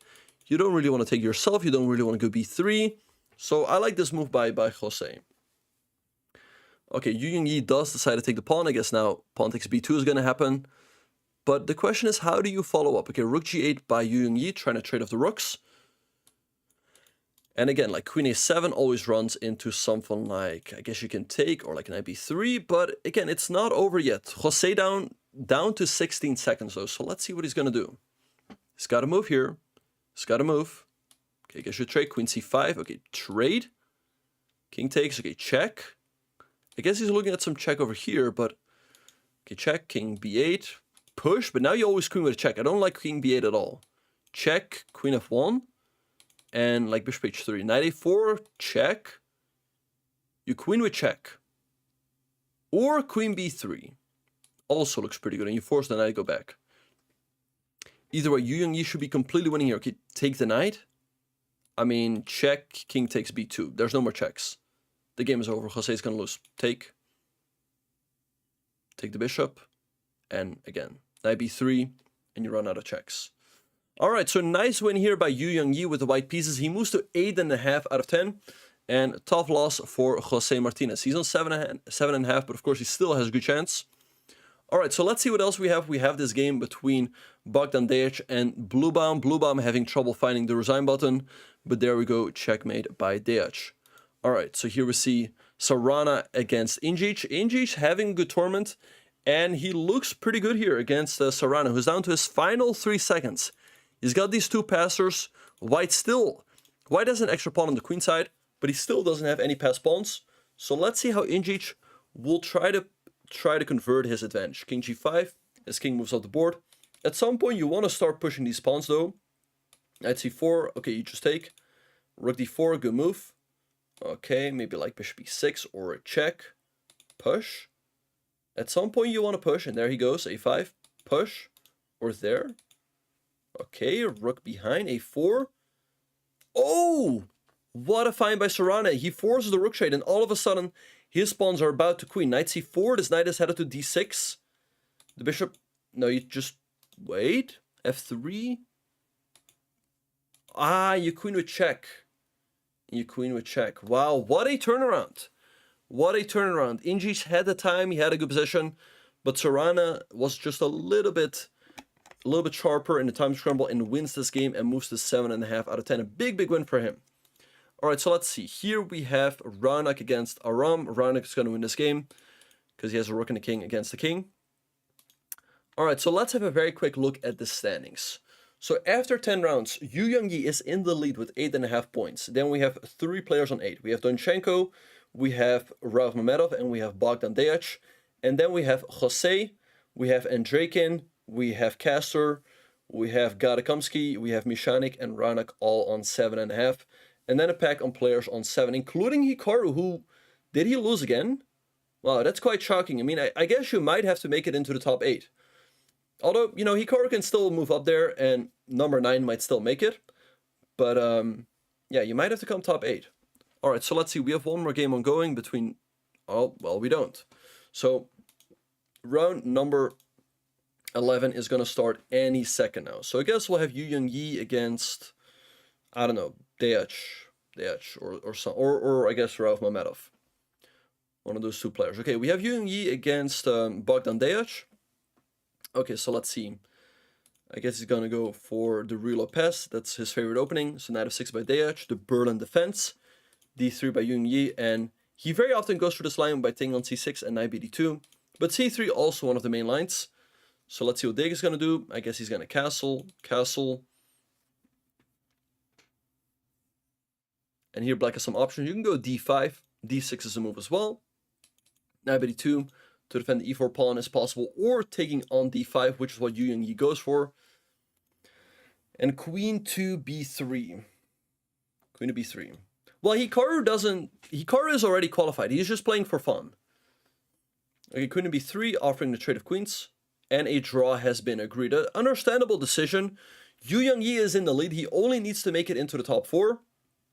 And with after this game, there are 3 more games to go, so the players can already start thinking about draws just to make it into that top 4. And Dejic, he's happy to make a draw with the black pieces against one of the best players in the field. All right, so let's have a look at Jose Martinez against Raunik Sadhwani. Jose having some attacking chances here with the queen. The bishop pair, I kind of like his opening choice here for a blitz game. I feel like it's definitely easier to play, because at some point you want to go like f5, f6, queen e7, played by Raunak. I think it makes sense to delay taking here, as well I could take, and then go for a very quick sack. So let's see what Jose has in mind here. Maybe queen f5, threatening checkmate, although you just go g6. Okay, bishop a3, nice move. Going for the pin, maybe rook ae1.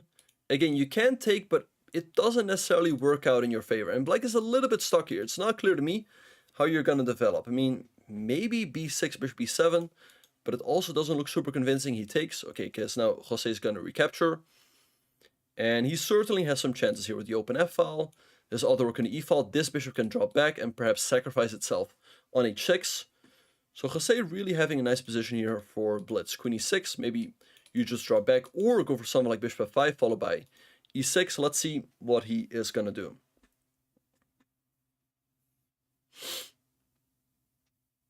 Alright, so Raunak in a tough position. I mean, he really has to try to complete his development somehow. Jose also having an edge on the clock.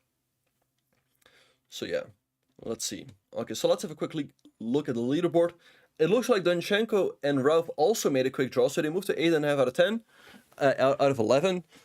All of those players are on good scores, but it's too early to draw out the tournament just yet. I assume that they will still need a win to solidify their place in the top 4, but I guess only for Chess Panda, he could probably draw out the tournament. I guess, what is it? 10.5 out of 14 should be enough. Yeah, 10.5 out of 14 generally is enough. If you score 10, it depends on your tiebreak. Although I guess you only need top 8, but ideally you want to make it into that top 4. Okay, so rook e3, nice move by Jose. He wants to go rook g3. And look at this, he really has a lot of firepower on black's king. I think Jose is going to score a crushing win here. Wait, rook f6. And there we have it. If you take, it's check and mate. And Jose wins a crushing game with the white pieces and moves to 8.5 out of 11. That's where he wants to be. All right, so here we have Andreikin against Sorana. Both players on 7.5 out of 10. A win would be great here for either player. And Andreikin having a slight edge. He has got the slightly better pawn structure with the c pawn isolated. But will it be enough for a win? Let's have a look.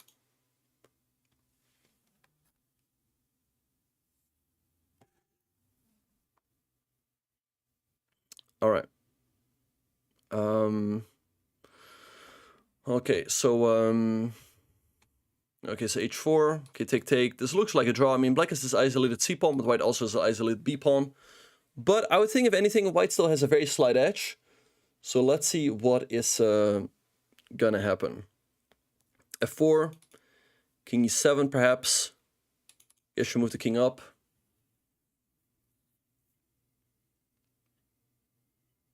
Okay, rook b8. This one should be headed for a draw, but f5 and Andreikin cooking up some chances here. I like what he's doing. Maybe he wants to go for f6 and create some checkmating ideas. You can go f6 yourself, but again, this king over here is always going to be a little bit stuck. So Andreikin definitely having the edge here. And he also has the edge on the clock. He has 1 minute and 50 seconds against 35 seconds for Sorana. Okay, I guess now f6 is going to be the move. Take. This h6 pawn is a little bit weak, but after king g7, you're still holding on with black. Rook f5. This pawn is also a little bit weak. Okay, rook d3, nice move. Going for rook g3 check. Andreikin really putting some pressure here on Sorana. I guess you give a check. And after the king steps back, maybe then rook to f6. Let's see if that's what he's going to go for. But then black can take and go rook to b4. Okay, bishop c6. Okay, I assume he's going to move back. Or maybe here to put some pressure on this pawn. But I think you have to try to keep the bishops on the board for now. Bishop c4, bishop b5, I guess rook f6. Take, rook b4. Let's see how this game is going to continue. But Andreikin definitely having some pressure here.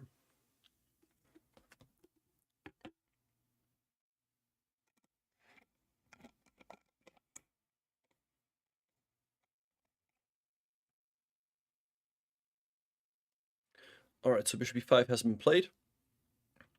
Let's see what he is going to do. It goes bishop b6. Okay, a little bit odd because it's not creating a threat. I guess you cannot trade with bishop d7. Maybe you can go c4 though and force the trade that way. Although after c4, you might have moves like here. So let's see, okay, rook b6 attacking the bishop. Yeah, now you have to move back anyway. I guess bishop d5, bishop c6. Now there's rook f6. Okay, rook d6 could move by Serrano, maybe rook f3. But you still have bishop to e8, so... And Draken has some pressure here, but it should still be maybe king h2. Slowly but surely move the king off the board, bishop c4. Objectively, this all should still be a draw. Rook d4 attacking the pawn. Maybe rook h5 is annoying. You have to go back. Let's see what he's going to do. To me, this looks logical. I guess you go here. King g7 runs into an annoying check over here. I guess king h2, just slowly move up the board. Goes rook f5, rook f6. Sorry, rook c6.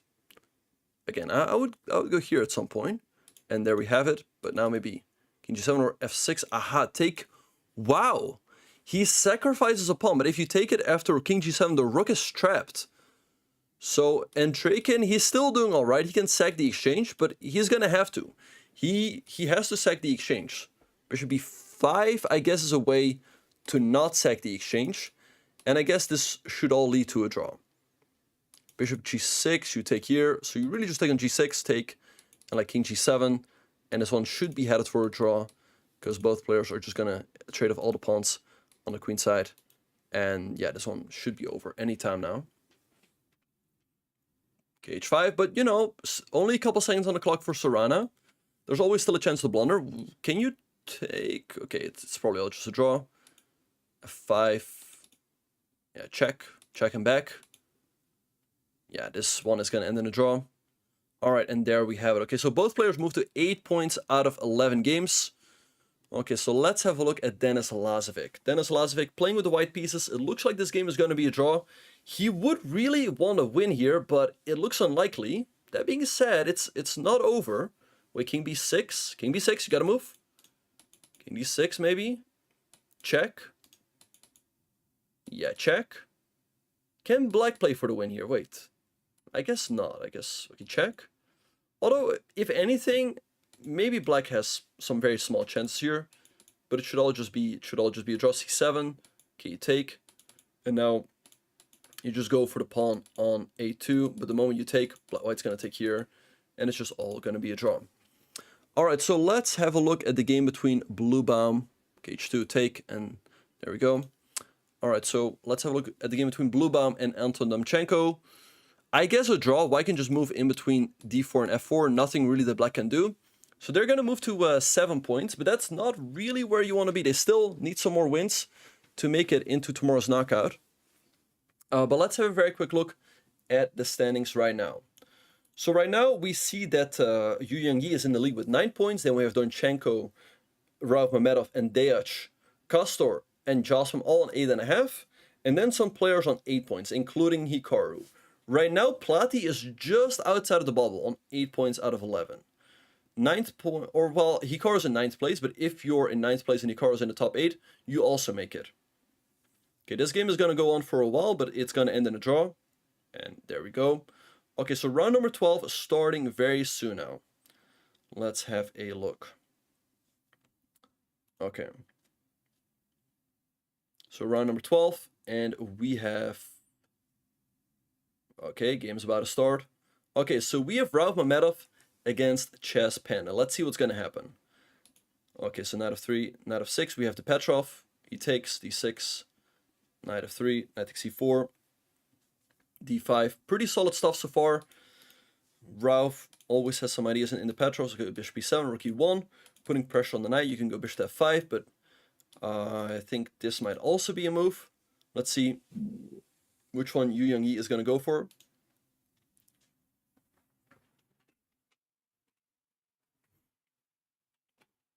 Okay, bishop f5 has been played.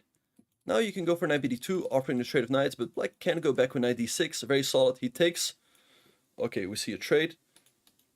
Bishop to d6, maybe c3 here, and the game ends in a draw. Again, both players not too unhappy with the draw. They realize that, hey, if I just make a couple of draws, I might make it into I will probably make it into the top 8, maybe into the top 4.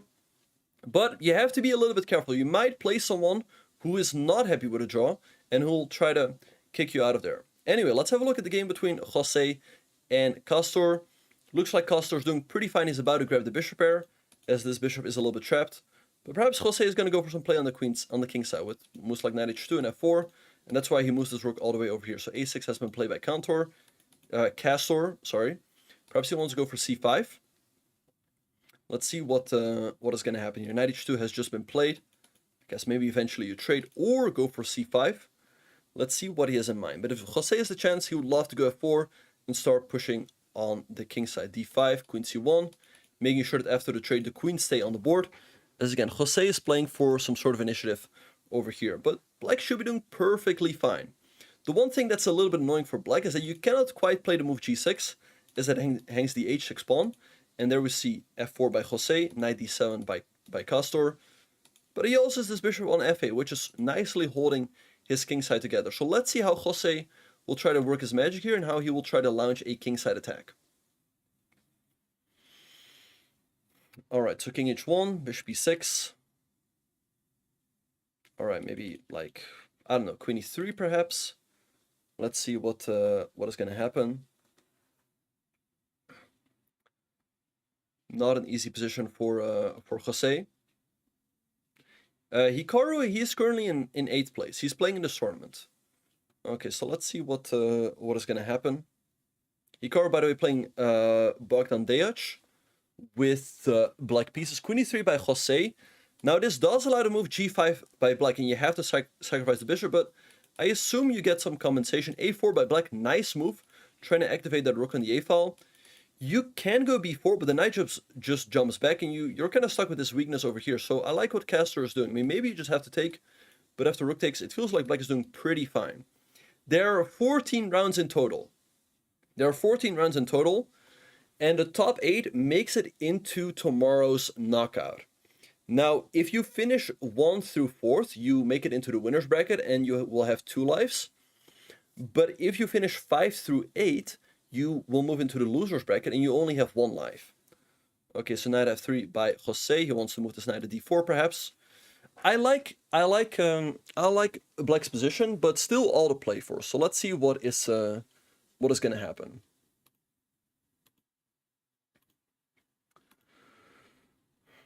Hikaru is already qualified. Hikaru, he's qualified. Yeah, he's one of the invited players.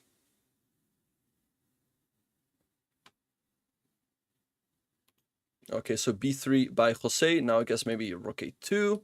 There we have it, attacking the c2 pawn. So I guess you have to defend it with a move like maybe rook e2 or knight d4. Let's see which one Jose is going to go for. Both players around 125. So we're, slowly but surely gearing up for a time scramble in which perhaps Jose can trick his way out of this slightly worse position. He goes rook e2. He's defending the pawn, but he can also double up the rooks over here. Let's see what Castor is going to do. Black has a very fine position, but not easy to make progress. Queen d7. Tricky move. You can no longer play knight d4, as that will allow queen takes h3, and a g-pawn is pinned. It's not the end of the game, and I assume that's why Jose goes king to h2. I guess he wants to move that knight. Make sure that black does not have this move. Knight e6, good move by black. Trying to get rid of the bishop. Knight h5, tricky move. Jose is threatening to take here, because if you take, there's knight f6 check. Alright, so Castor takes, but now you can take the queen, and the queen is slowly but surely inching closer towards black's king. Maybe Jose can still go for this move, as there's still that for queen e6, maybe knight d4, but there's queen g6. Alright, let's see what's going to happen. Knight h4 is a move, perhaps. Let's see what Jose is going to do.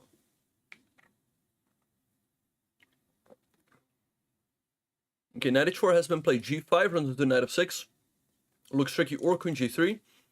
Now, I assume Jose wants to play a move like queen g3 and threaten this and make sure that black does not have queen to g6.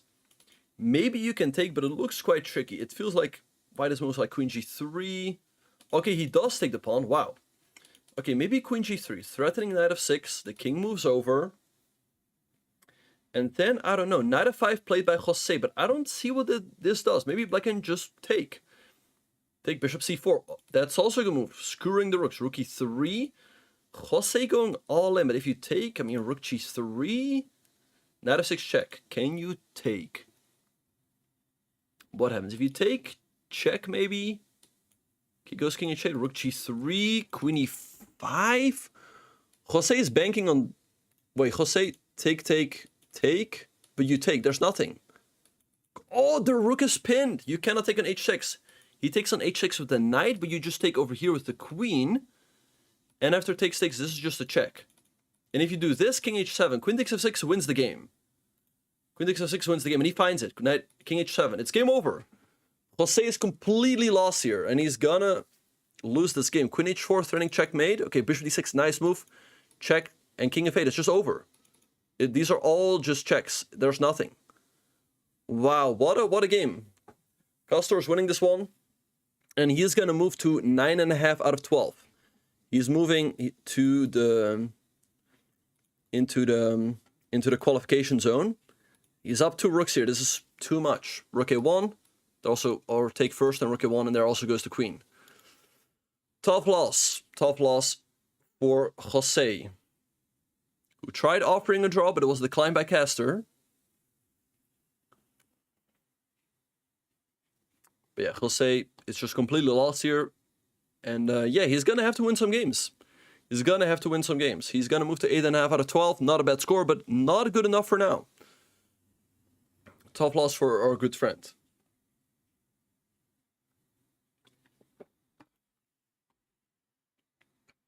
All right. Just take the queen, and it's all just game over.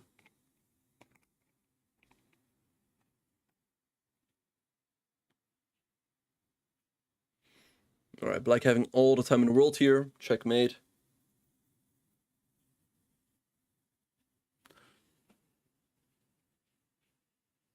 All right, and there we go. Tough loss for Jose. Let's see what other games we have.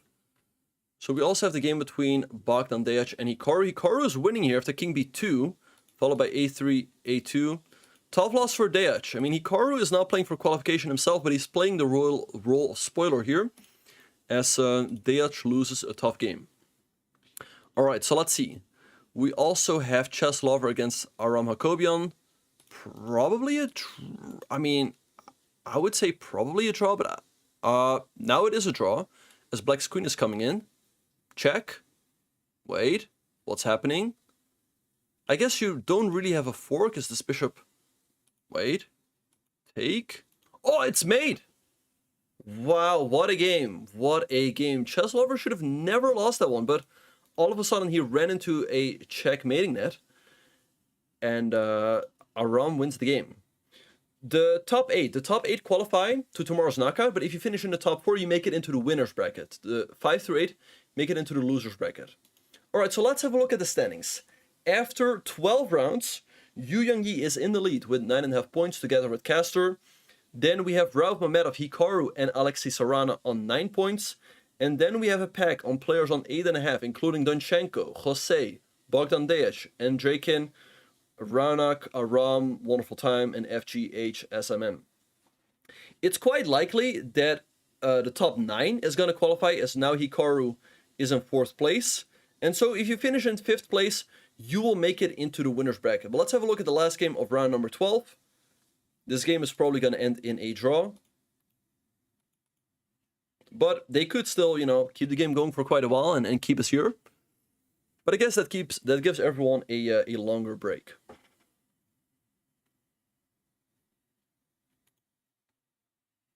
Yeah, Jose lost. Tough loss. It happens.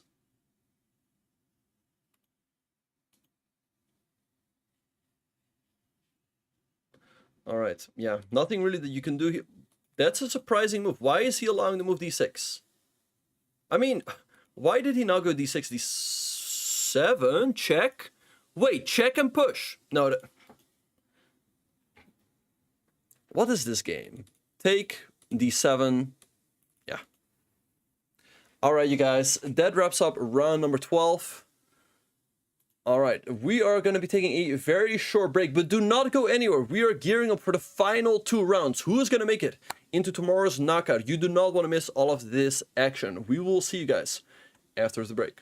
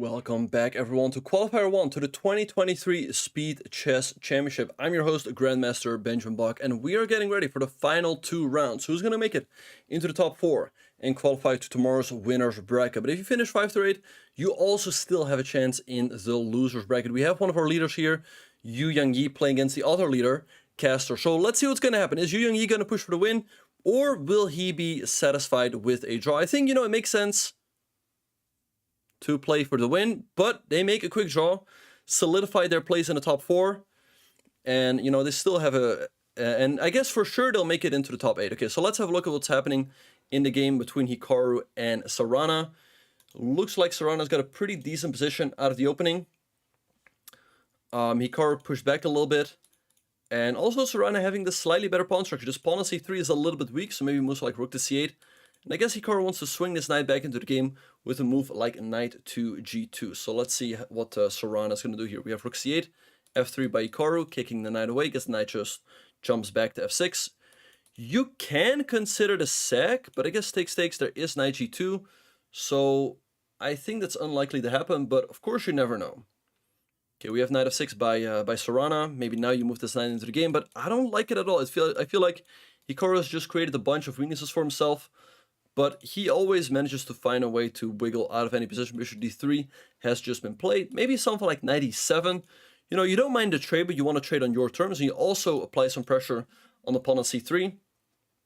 So let's see if that is what is going to happen. Okay, bishop h3. I guess now knight at g2. Blocking the attack on the rook. Or rook to f2. Also possible. Rook f2 played by Hikaru. Maybe he's looking to trade to trap that bishop with a potential g4. Rook e8. Nice move by Sarana. He's aiming to go for an eventual e5 break to really take advantage of all of white's weaknesses. So let's see what's going to happen. He goes f4, okay. Fully clamping down on that e5 break, but he's conceding the e4 and g4 squares. So let's see if Sarana will go for one of those, or maybe go for this maneuver with knight e7, f5. Also looks pretty good. Knight g4, attacking the rook, rook e2. You can grab the bishop pair here, but this isn't the greatest bishop on the on the board, so Hikaru shouldn't be too worried about that trade. Again, I like this maneuver, but if you go knight e7, you might allow the move bishop to b5, so maybe you can start with a move like a6. Again, lots of good options here for Sarana. So let's see which one he will go for. Okay, he goes knight f6 back. He's now threatening to go bishop to g4. Let's see, Hikaru can now go knight f3. Can also move the rook back, and they can't just repeat. Let's see what is going to happen here. Hikaru can also move his rook over to, let's say, c2, and that's what he does. So he can next up move this knight into the game. We have knight e7 by Sarana, knight d2, perhaps knight f5. The bishop will move back, maybe now knight g4 or bishop g4. Again, it still looks pretty pleasant for Sarana, but Hikaru is always so difficult to break down in these types of positions. He goes queen to e2. Okay, maybe now something like a6. Let's see what is going to happen. Okay, he takes an f2. I don't know. I'm not a big fan of that trade because the bishop to me seemed like a pretty dead piece. But okay, we see him take. Hikaru recaptures. All right, so let's see how this game is going to continue.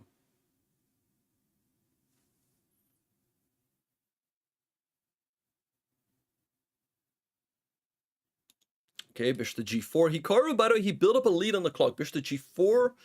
Okay, maybe now it's time to move this knight back into the game. The pawn on c3 is, of course, always still weak, so you can attack it with moves like queen a5. King g2 played by Hikaru, preparing the move h3. If the bishop moves back, you also have g4. So not easy. Maybe you have to move it back preemptively, and so you can just make sure that you make it back to the safe g6 square, or move your knight back, like knight e7 followed by bishop f5. Either way, Sarana is doing completely fine. So let's see what he's gonna do. Okay, he goes knight f3.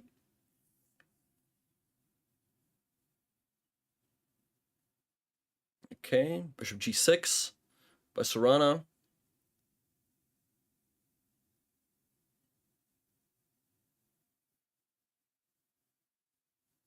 Okay, queen e2 by Hikaru. Again, Sarana doing quite fine here, but he's way behind on the clock. So rook c7, looking tough for him here.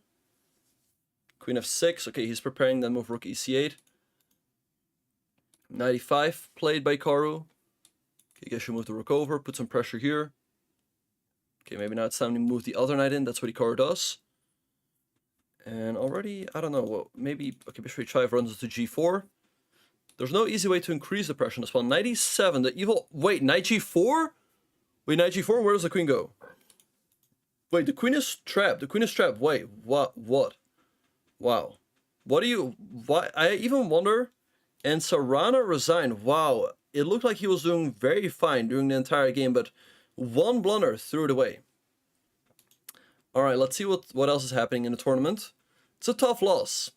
Alright, so here we have the game between Raunak and Deac. Let's see what's going on here. Looks like Deac has a pretty nice advantage.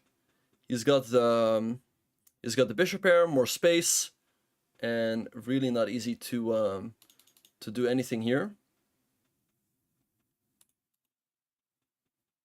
Okay, rook to d1, rook d8. Both players shuffling back and forth.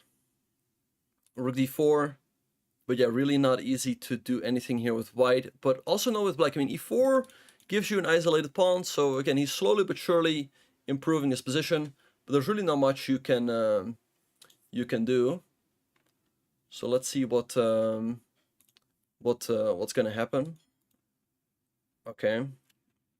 Knight f1. Bishop f6.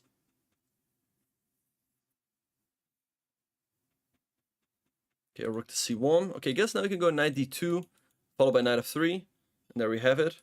Okay, knight f3 now, I guess. Okay, knight b1, kicking the queen away, queen c5.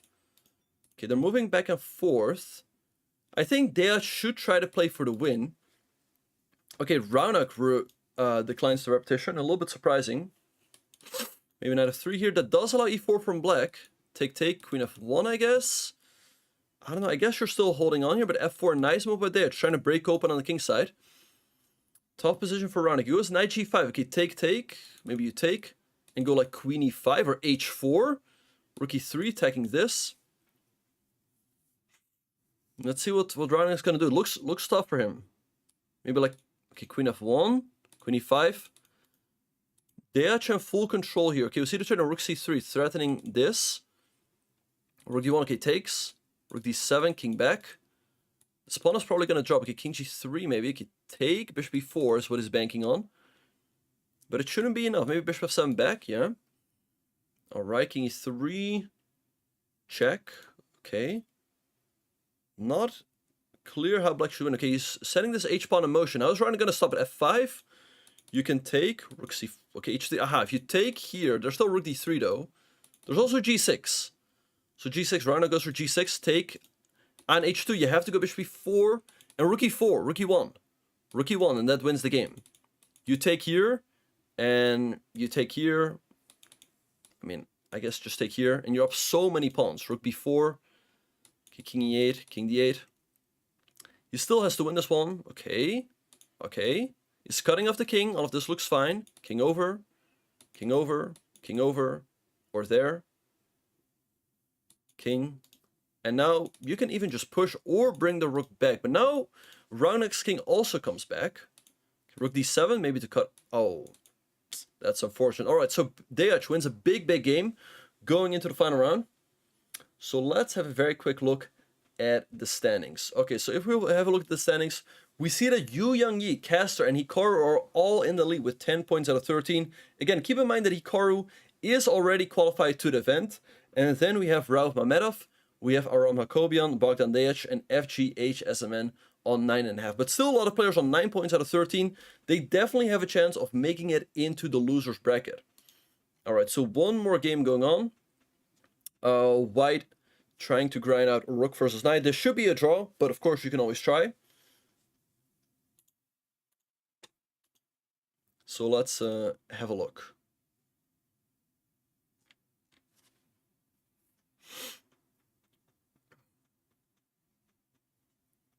Okay, should be a draw, but okay, we gotta move.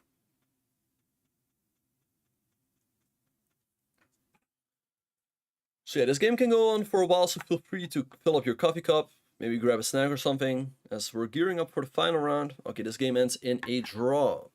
So let's have a look. What are the pairings going to be for the final round? You definitely do not want to play Hikaru. Of course, everyone's happy to avoid him. And I guess these players in here, we might see some quick draws. We might see some players locking in their final spot. Oh, Caster! He's having a great event, but he's playing Hikaru in the final round. Tough pairing. Hikaru throwing the disrespect on him with 1a6 and c6. Okay, we'll see what's going to happen in this game. But again, I wouldn't be shocked if we see some quick draws in this final round. Caster going all out with c4 as well. Maybe Hikaru, I mean, is he going to go for something like b5 or d6? d5 perhaps possible as well. So let's see what is going to happen. I would think that Yangyi should be happy with a draw, because then he'll make it into the winner's bracket for sure. Aram might decline it, sort of taking advantage of the fact that Yangyi is happy with the draw. And if Aram wins, he makes it into the winner's bracket. So there's still lots to play for. Again, top 8 will qualify, but probably number 9 as well, as Hikaru will probably stay in this top 8. So let's see what is going to happen. We have a very exciting last round on our hands. Hikaru can now take here and grab the bishop pair. That's what he does. And goes queen to d5. You can trade or knight c3. Trade this way. But the endgame should be quite alright for black with the bishop pair. And black has these isolated pawns over here, but the d4 pawn is also isolated. Okay, so I guess now e6. I guess you castle. Or, you know what, you can also... Okay, bishop e3. Bishop d6 maybe, or knight d7. I guess now you castle, there we go. Bishop d6 maybe.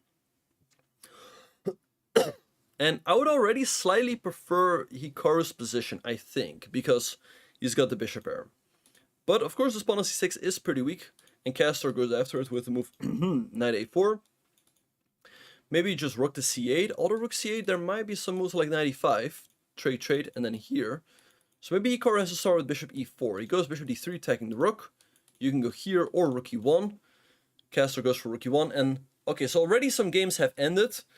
The game between Yangyi and Aram Hakobian ends in a draw. So with that, Yangyi I'm pretty sure he makes it into the winner's bracket and the top 4. Aram, I'm pretty sure he'll make it into the top 8. And he still has a shot at making it into the top 4. Again, keep in mind that Hikaru is already qualified. So number 5 will make it into the winner's bracket as well.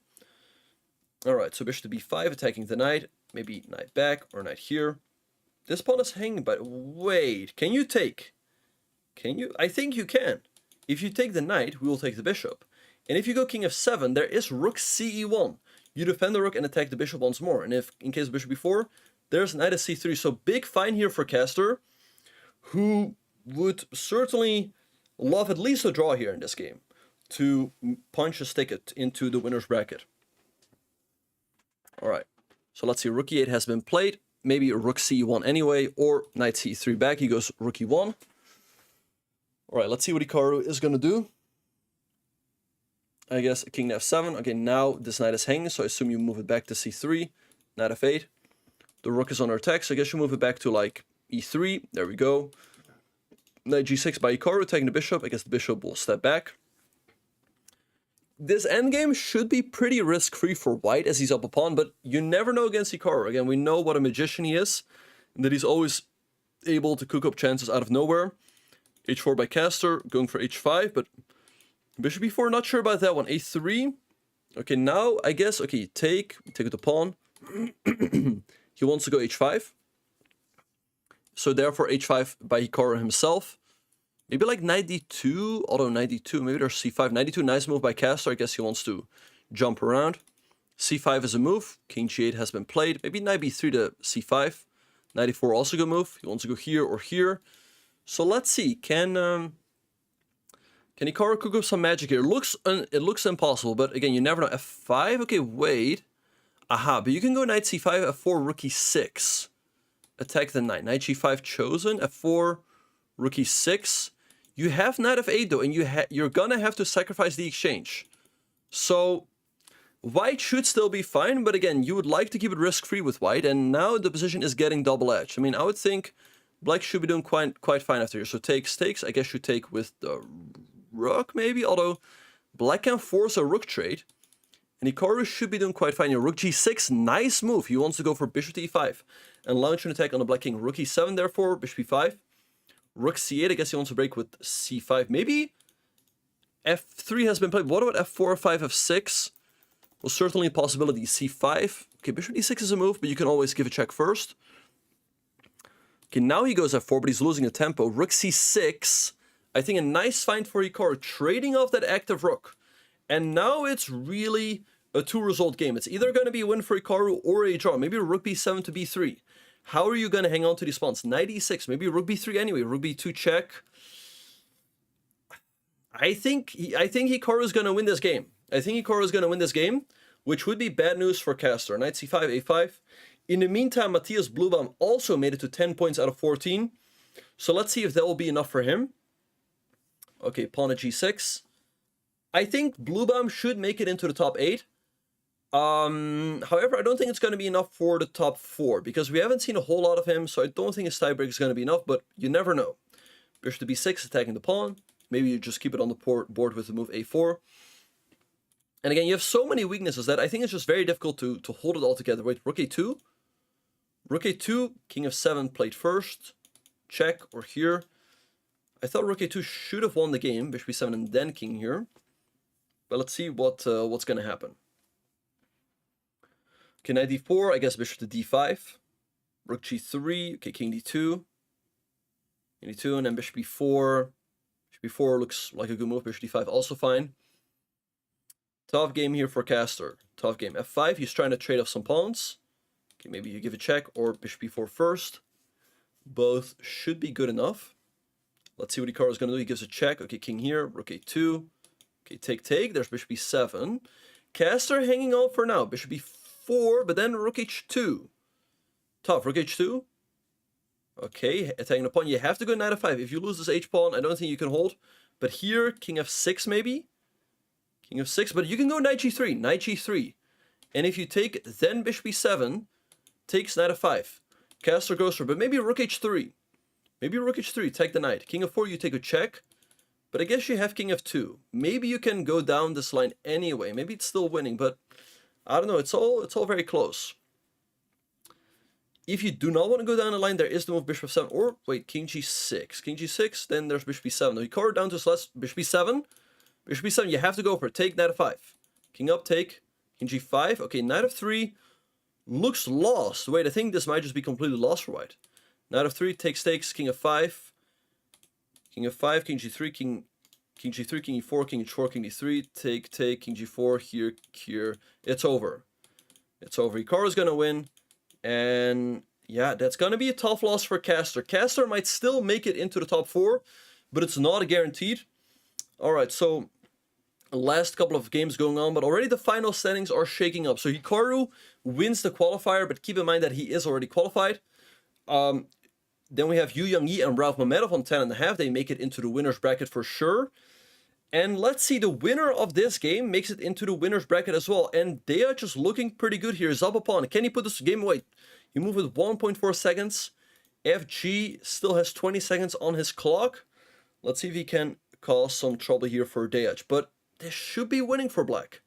Knight c5, king up, or king there. You're going to win a second pawn. If all of these pawns stay on the board, this should be a win for black. But again, Dejac super low on the clock. King e2, king take.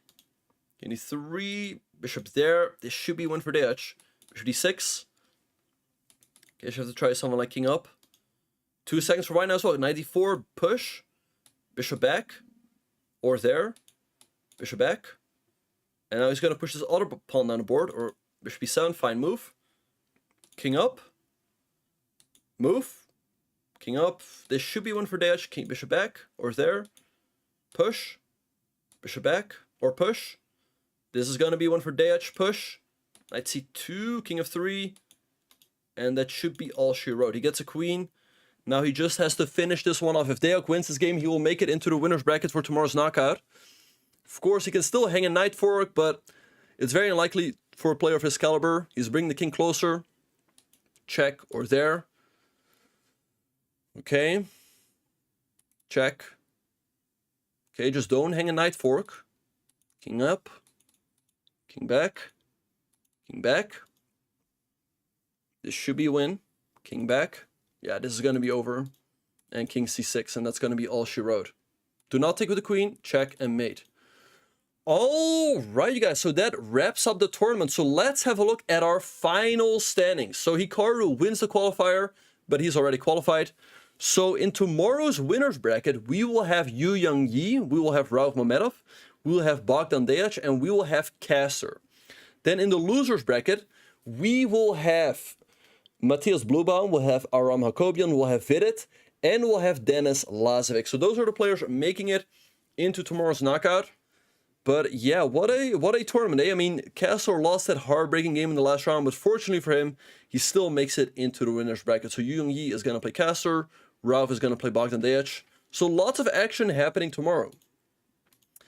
So yeah, I'll also be hosting the tournament tomorrow, so I will hope you guys will tune in for that. But yeah, very up and down tournament, but at the end, there can only be 8 players who will continue their campaign tomorrow. Yangyi, he was always among the top, so he very deservedly makes it in there.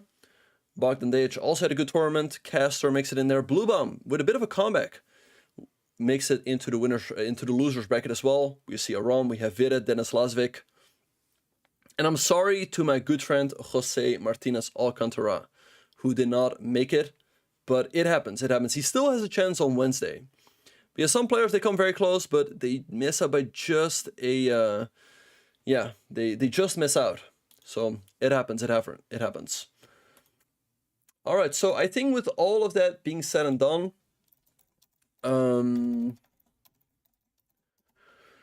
we're probably gonna wrap up pretty soon.